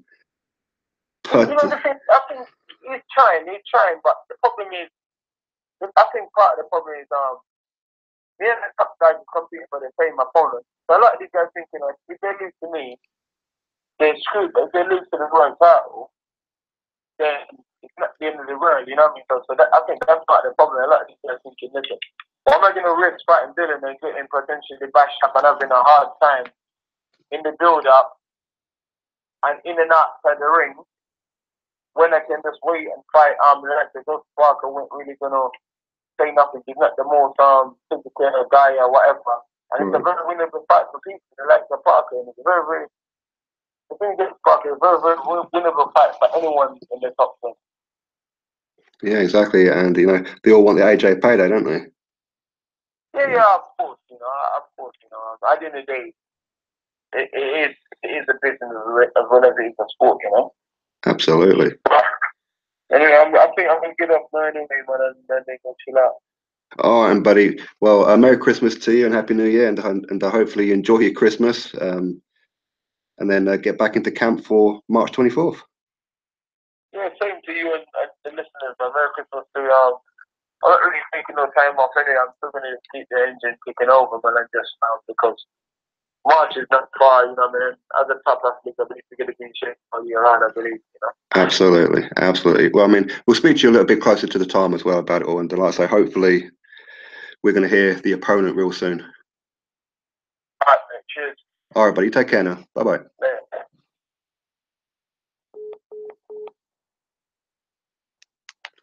All right, everybody.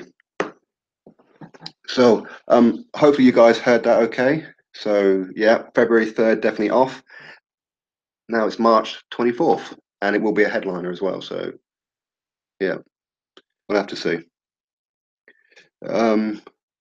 White Fire's pricey. Yeah. I mean, I'm not too sure if that's going to be a headliner, but yeah. There's no room to fight in Argos. I'll be around to Dillian's for tea for Christmas. Yeah, that's it. Yeah, no worries. Isn't it a coincidence though that I was just about to text Dillian and then he messaged me? It's weird, isn't it? But anyway, so at least now we all know. We've got the official confirmation now that he's going to be fighting March the 24th. It'll be at the O2 and it will be a headliner. So hopefully we get somebody in that's going to be worthy, if you like, for a headliner.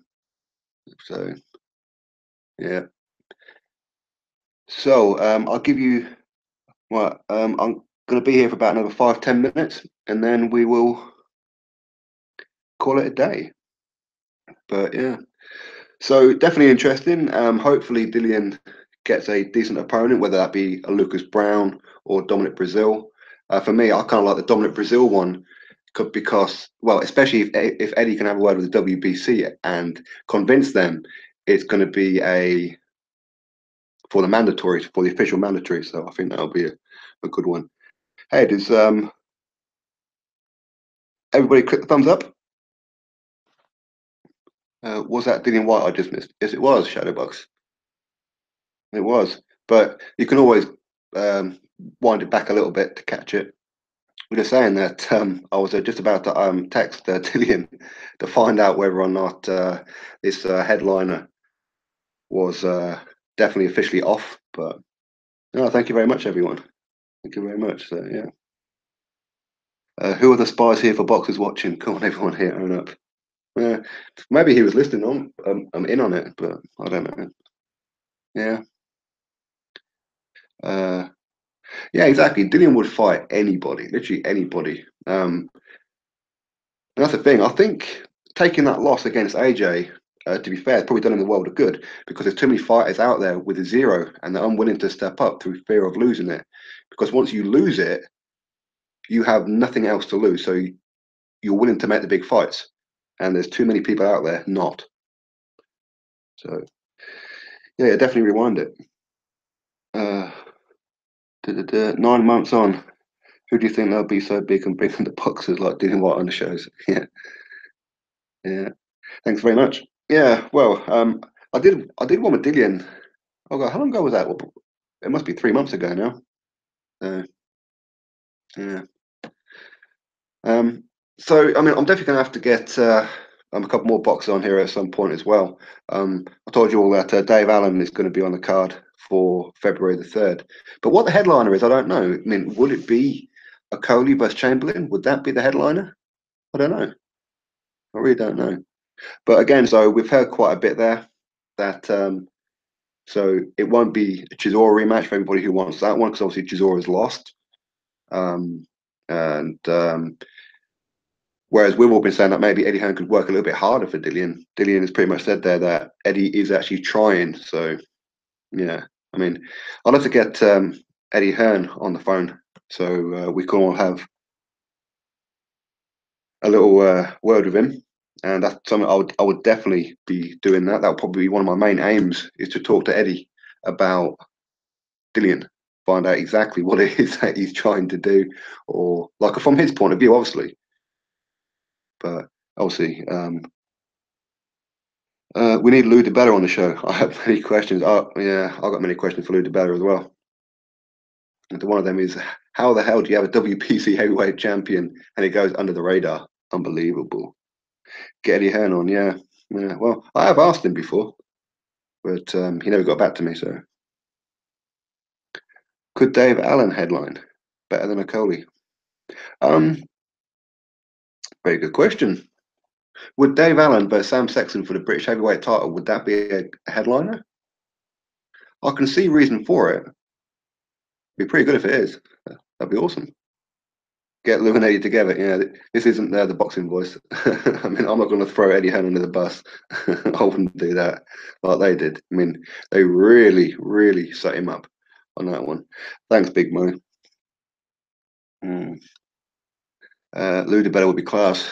The thing is, I can see with Lou DiBella, at some point, I'm going to get angry with him because automatically, whenever Lou DiBella talks, I get the impression he's lying, and I'm going to call him out on it. So yeah, yeah, I did SJS. I did a video on it as well about Deontay Wilder going on the Wags Atlanta thing. So yeah, hey Dallas, what's up? You've just missed a live chat with Dillian White, which I didn't expect to happen, but yeah, yeah. A leaf out of Khan's book. Well, that's a thing, isn't it? That's a thing. I don't know. I mean, heavyweight boxers nowadays seem to have very, very little heart, and it's a shame. Whereas, like a Dillian does, he'll fight anybody. Dave Allen, you guys just been talking about Dave Allen. He will fight anybody, actually anybody on any given time. And then again, you all heard Dillian there. He was saying about that he's offered Big Baby Miller, Jared Miller, to fight, and he ain't doing it. So, what can we do? Brook is on March the 3rd. Yes, he is. against what's his name? Was it Rabchenko? I forgot his name. Yeah. Anyone seen Billy Joe? Little nephew? No, I haven't. I haven't.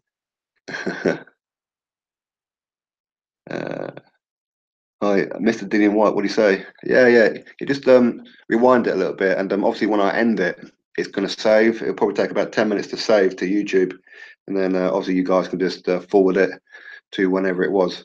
So yeah, I was just about to message Dillian because somebody in the chat told me that he's not fighting February the 3rd, and I hadn't heard it. So I was just about to message Dillian, and then he messaged me first. So yeah, what does Shelly think he'll actually do? I don't know, to be honest. I guess he negotiates the contract for Deontay Wilder. He's the one who gets the fights done. So maybe he's the one to blame for Wilder's lack of quality opposition, maybe. Thanks very much, Bob. The Boxing Boys was their idea. Actually, it wasn't. Do you know whose idea it was originally? Hitman Boxing. Hitman Boxing said about Deontay Wilder should go on like Housewives of Atlanta and all these kind of things to try and prop up his name. There you go. A few months later, he's on there. So it's actually Hitman Boxing. He came up with it first.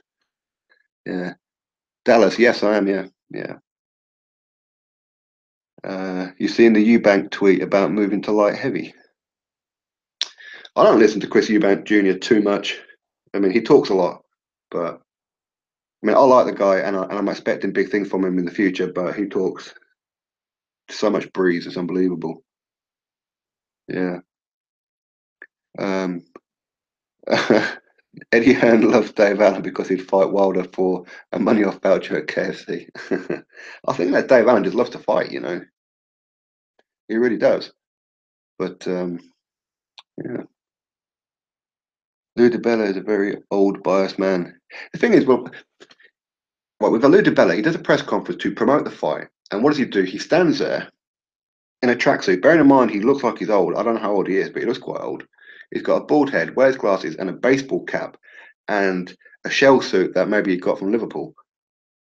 And he's swearing and he's cussing and he's doing this and he's doing that. And it's ridiculous, man. That's ridiculous. He's not promoting.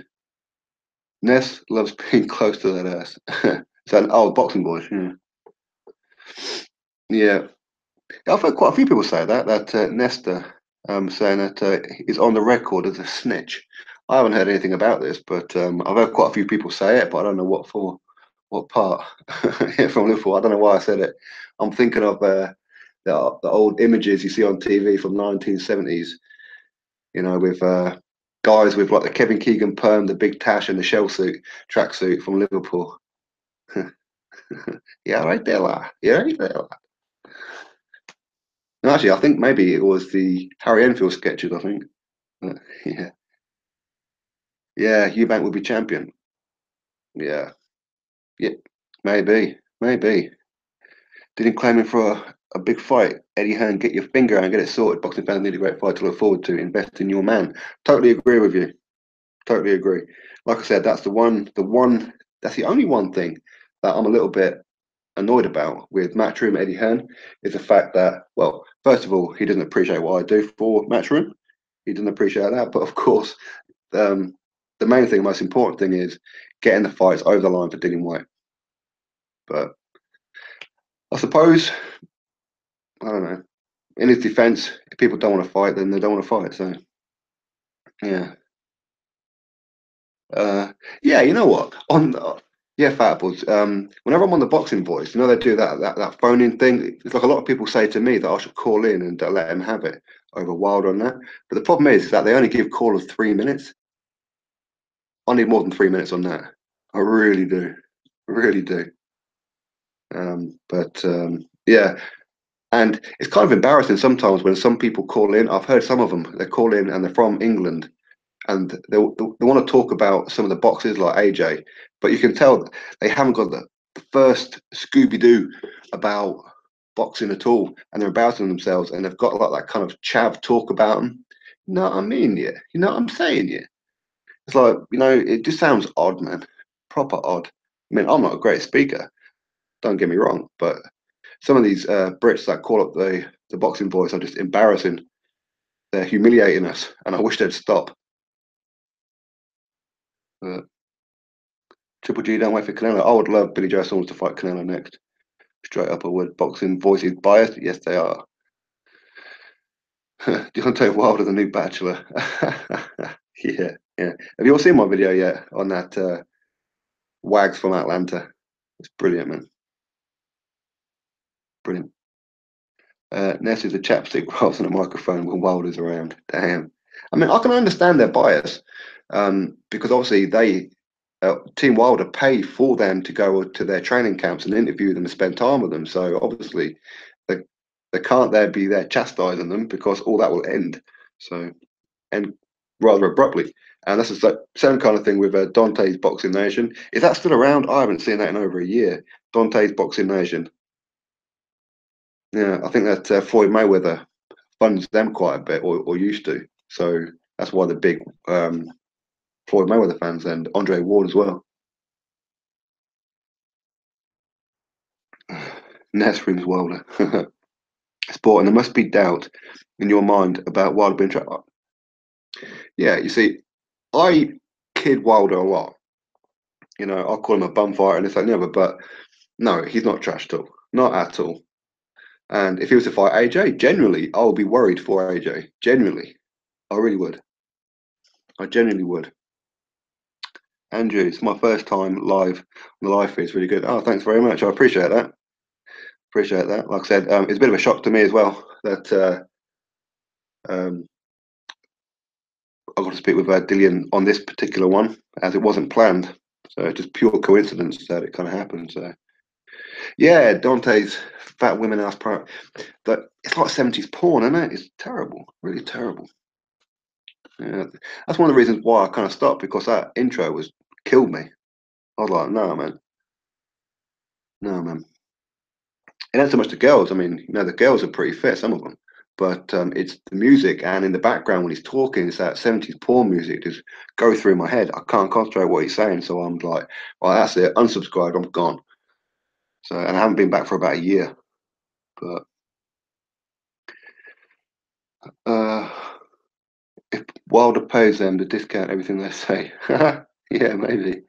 Yeah, Wilder will go and tell Divas on the WWE next. I bet he doesn't know. But I mean, Hitman Boxing was right though. He needs to do something, you know, to promote himself because Luther Bella ain't doing it. Al Heyman ain't doing it. Nobody's doing it. He has to promote himself. So yeah. Dante 70s porn nation. Yeah, exactly. You still hit it. For some of those girls, you're damn right. Damn right. Yeah, I can't post links in the chat, but if you type in October 2000 Nesta Gibbs into Google, second link to court. Okay. SJS, are you on Twitter? Because I've got Twitter. You can always send me links and that over there. Okay, October 2009, Nesta Gibbs. All right, I'll have a look. I'll have a look. Hitman is class. Yeah, yeah. Like Hitman is like a good friend of mine on here. And obviously, he's a Kiwi box as well. So yeah, me and Hitman will always be the A team. Wilder should go to the WWE India. The rest are named the Bronze Bambi. Yeah.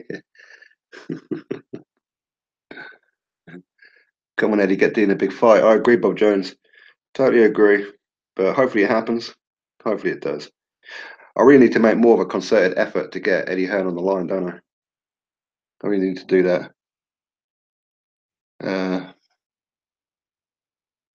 A Wallace, what's up? Love from the Kingdom of Australia. Parker Josh White signed it? No, not signed yet, but apparently it's going to be March the 31st, I think it is, or something like that. So we'll have to see. Sport, and you're a good speaker. You can go on BBC Radio. I doubt it very much, mate. Doubt it very much. I don't have. I don't speak clear enough.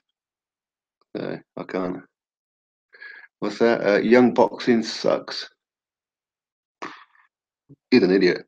He's probably the only channel. No, actually, he's one of two channels that I genuinely hate. I don't know what's happening with Young Boxing. I haven't checked on him in 6 months. Is he even still around? I have no idea. Eddie isn't interested in Dillian if Okoli's headlining. I don't know if the Okoli and Chamberlain is actually headline. I don't know.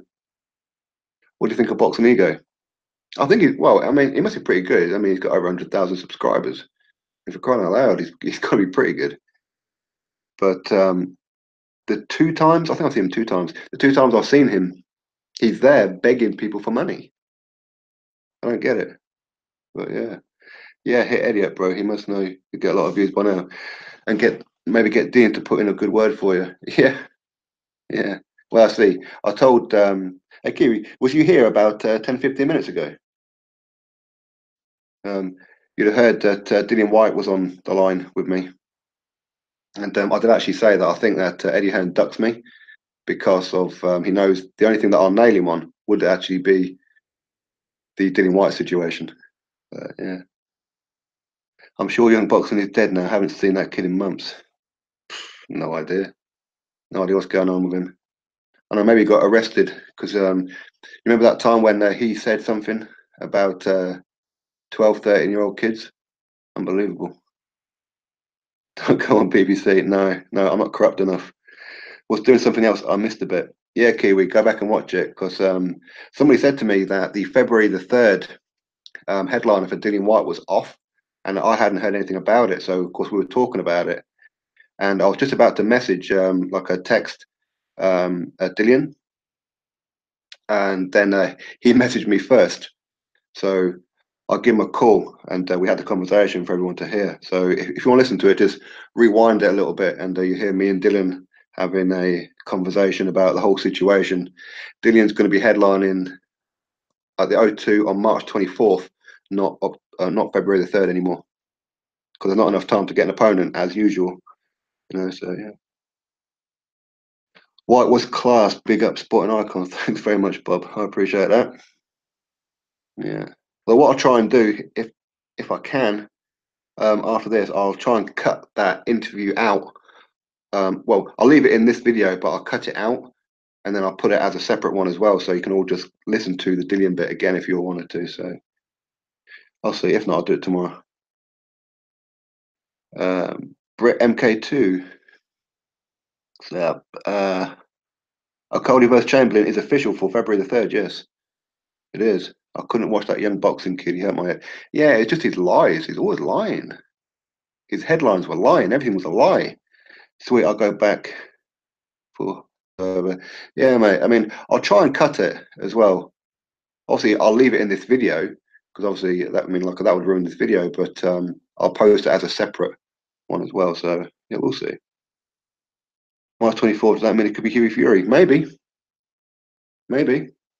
Although I know Hughie wanted April, but March 24th is close enough. So why not? Why not? How often do I do live streams? Oh, just once in a while. I mean, I only started doing live streams. I don't know, how long have I been doing live stream now, guys? Probably what, about a month, maybe 2 months? I've been doing it on like my channel. Usually I'm over at Kiwi Box or Hitman Boxing to do live streams because my laptop, the earphones wouldn't work. But now I bought a new laptop just so I can talk to you guys. But yeah, I'd probably do one maybe what, twice a week, 3 times a week sometimes. Although this one's the first one in probably about a week or two now. So yeah, be nice if it is Huey, really would. But we'll have to wait and see. Yeah, yeah, I will do. Cheers, Dallas. Like I say, I'll try and get a few more guys on there. I've got the number for and I've quite a few boxes now, which I haven't quite got around to do it on a live stream. I've got Dave Allen, obviously, which you guys have heard before. Dillian, obviously. Got Trent Broadhurst from Australia. Spike, Gary Spike O'Sullivan. Charlie Edwards as well. So yeah, I've got quite a few. We'll have to get him on. Bought a new laptop for me. Yeah, exactly. I bought my laptop so I could speak to you all. You see how much money I spend on you guys? I can't DM you on Twitter because we don't. Oh, okay. Hang on a sec. Send me on Twitter. Do I predict 2018 we bet in 2018? I hope so. I hope so. Ask White phone numbers, get them on your show. Yeah, well, I've got quite a few numbers. I was no, it's like I plan on doing it and I kind of like forget, but I don't know. Yeah, so go on Twitter, message me, just like copy me in to a message random, just so I know who you are, and then I could do the accept request, and then you can privately message me that link. So, excuse me. Got Audie Harrison's number if you want it. Yeah, why not? Why not? You know what? I would actually be honest. If well, it would never happen. But if I had Deontay Wilder, I would actually speak to him live for you guys. He'd be very impartial, should we say? But if he, no, actually, I have to be honest. I think if he, I would have to mention the 39 bum record. I'd have to mention it. So no, probably not. Get Jessica McCaskill's number. Yeah, definitely. I know she's nice, isn't she? She's real hot. I like that. I forgot her name.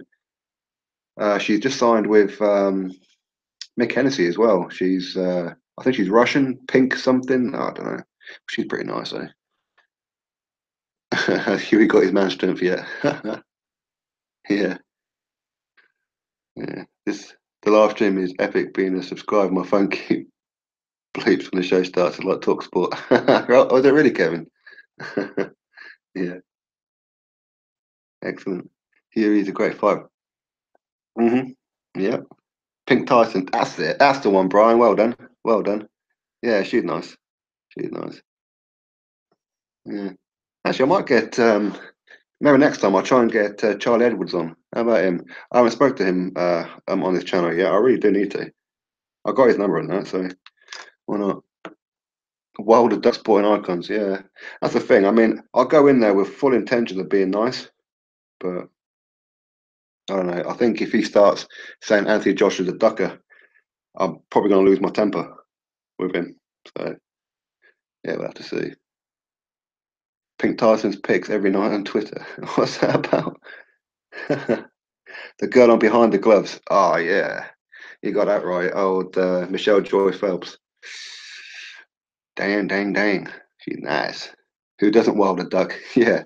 Hey Kiwi, have you heard? Have you seen my new video? Deontay Wilder is going on a uh, Housewives of Atlanta kind of TV show. He's going on a girly show. But I was actually quite nice in the video. I've got to be there. Sporting. I think you would like Wilder, but yeah, exactly, bad guy. As a person, I like him because I love his backstory about his daughter, how he got into boxing. I have no issues with him as a person. It's just his record that annoys me. But yeah, I think that if I actually spoke to him, I would actually be professional, providing he didn't start shouting around AJ being a ducker or Dillian White a spare tire and all this kind of crap. Then I think I would actually get on all right. And then I actually have to stop giving him shit, wouldn't I?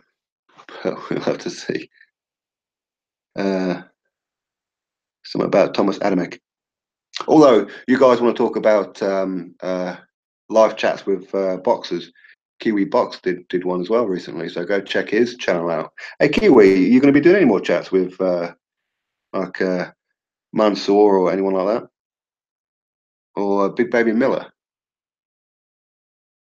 Uh, when he was commentating, he was surprising. Oh, is that Deontay Wilder? Yeah, you see, when he came to the UK for the Joshua and Vlad fight, on commentary, Wilder come across real great. During the fight, he was brilliant, and I think he won over a lot of fans. But because people in America didn't see that, they thought he'd come over here and we ignored him, but we didn't. He was really good. I'm clueless on Twitter, almost never use it. I sent you a PM with full YouTube. Oh, I want to have a look.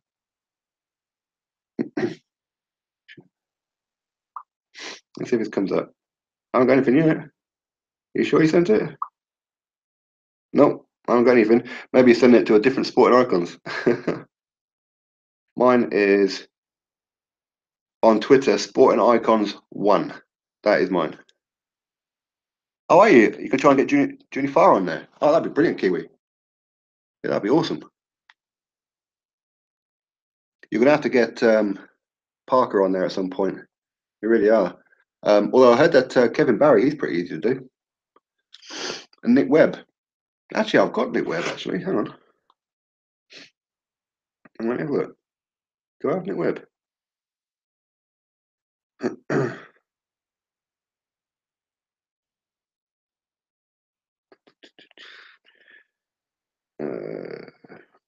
No, I don't. I can't find it. No, I don't think I do. I thought I did. Jeff Horn. Yeah. See, I actually asked Jeff Horn, but obviously he gets so much crap from Pacquiao fans. Even now, it's hard to get a message through to him. So we'll have to see. Oh, on YouTube. Oh, sorry. Okay, I'll see. I'll see. Okay, no worries. I'll have a look at the messages after this then. But yeah, Kiwi, you can get hold of Kevin Barry over on Instagram. You can do that. I was going to do it myself, but I thought, well, he's probably sick to death of everybody asking him about AJ. So I thought, I'll leave it alone. It would be great to get one of the great fighters like Lennox Lewis or Calzaghe to pick their brains on today's crop of fighters. Yeah, that's not a bad shout, is it? Yeah, yeah, maybe. That's a good idea. Fantastic show. Get Eddie Han on. Yeah, see, Eddie Han, he avoids me, and he doesn't show me the love that he should. He really doesn't. Actually, I'm pretty sure that he probably thinks I'm after sponsorship, but I'm not. But yeah. Oh, you talked to Kevin Barry on Facebook. Oh, there you go, mate. So get him on. And the interviews that I've heard Kevin Barry on, he comes across as a very, very sound guy, very, very good, solid guy. And obviously, he's got like a lot of boxing experience, being at the Olympics and that formerly himself. And obviously, you know a lot more about him and some of his fighters. So you're probably the perfect person to get him on there, Kiwi. Definitely go for it. Do I think Jeff Horn won that fight? I do, yeah. I do. And for me, I know it's highlighted about his MMA tactics, but Manny Pacquiao's done this plenty of times himself before. So, yeah.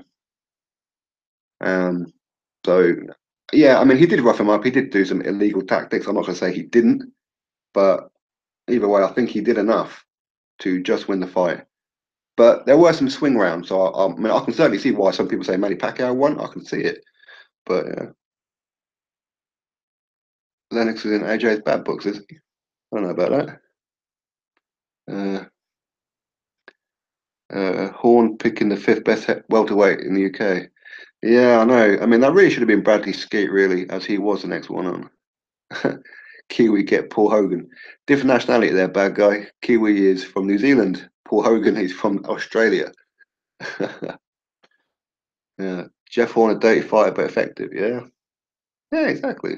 Exactly. No, he's only doing what others would do to him. And you saw Gary Corcoran, he was trying to do the same thing to Jeff Horn, and he was having a little bit of success with it. But ultimately, Jeff Horn's tough. Very, very tough. Yeah, exactly. Jeff Horn took his chance and good luck to him. Absolutely correct. Tyson Fury, the best interview in boxing. Well, you see, me and Tyson will never have an interview together. We won't. So, as much as I would like to, he wouldn't. So, because obviously I've lambasted his cousin Huey on more than one occasion. So, right, everybody. Maybe I'll try Dwayne the Rock Johnson. He grew up in New Zealand. Yeah, I heard that. Is he like a Maori or something, isn't he, or something like that? I know he's in Florida and then Hawaii and that, and obviously like in New Zealand, they have like some kind of connection there. I'm not too sure what it is because I have seen that movie Moana. My little boy loves that, so I know that there's definitely some kind of connection between Hawaii and New Zealand, the Maoris, and all these kind of things. So Samoan, there you go, Samoan. Yeah, some real tough people there, Samoans. Damn, damn. This is why I say never write off Joseph Parker because being tough, he was born with it. You know what I mean? He come out the womb fighting. You know, Sonny Boy Williams. What's that one? I'm not too sure who that is. Eating fruity pebbles. Lennox trained David Price. Yeah, well, see, David Price, he was already in a bad place when Lennox Lewis went there. But I know Lennox Lewis is training a crop of youngsters on the way up. So we'll have to see what happens to that one. After Hay Bellew doesn't have many options. Well, yeah, exactly. Exactly. Good luck to you and your little boy. Thank you very much. I appreciate that. Bob Fitzsimmons. I feel like whenever I see Khan's name, I thought Canelo killed him already. This is the thing, when Amir Khan comes back, everybody's going to be worried to death. If he gets hit in the chin, are we going to see him do that Bambi dance and just collapse to the floor again? Would that be the punch to finish him off? Yeah, we'll have to see. Have you watched that Star Wars movie yet? Yes, I have, bad guy. I did a live stream on it last week, actually. I did. On Friday last week, I did it. And I got a lot of abuse for doing it as well, because I refused to talk boxing on that stream. I was just talking about Star Wars. And I was getting abused by people telling me to not talk about Star Wars or anything not boxing related. I'm like, well, surely I can talk about what I want, surely.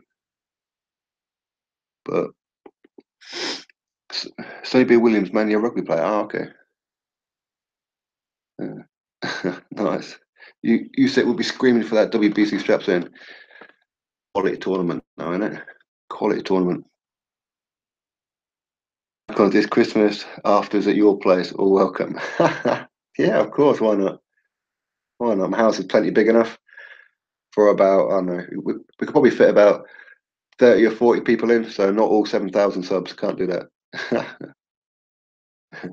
Khan is a knockout specialist of getting knocked out. Yeah, exactly. I mean, if he wants some more money, get some sponsorship on the bottom of his boots. It'd be great. Yeah. He plays for All Blacks. Oh, okay. Nice. You see, rugby, I'm crap at rugby. As in watching it, I don't know who's who. But I mean, I go back quite a while now. I mean, I remember the likes of, was it Lamanu, whatever his name was, and Tua. I don't know. Rob Andrew, all these kind of guys. But yeah. Right, so everybody, thank you very much for joining me. I'm going to have to let you all go. Like I said, if I can, I'll try and make a copy of the just the chat with Dillian White and post it up so everybody can get to hear it. All right, so again, thank you very, very much, everybody. Lomu, that's him. Yeah, see, All Blacks, crazy people, man. I love that rugby team, though. I love watching them do the hacker and all that kind of thing. Brilliant. So everybody, thank you very much for popping in. Hope you all enjoyed it. Everybody click that thumbs up. And of course, I'll catch you very, very soon. If you haven't watched the other videos from earlier on, please do so. Kiwi Box is in the chat. Please go check his channel out. Click the thumbs up. You'll really enjoy his content. Absolutely brilliant. So, yeah, thank you very much, everybody. Thank you very much. I appreciate that. Take care all. Catch you all tomorrow.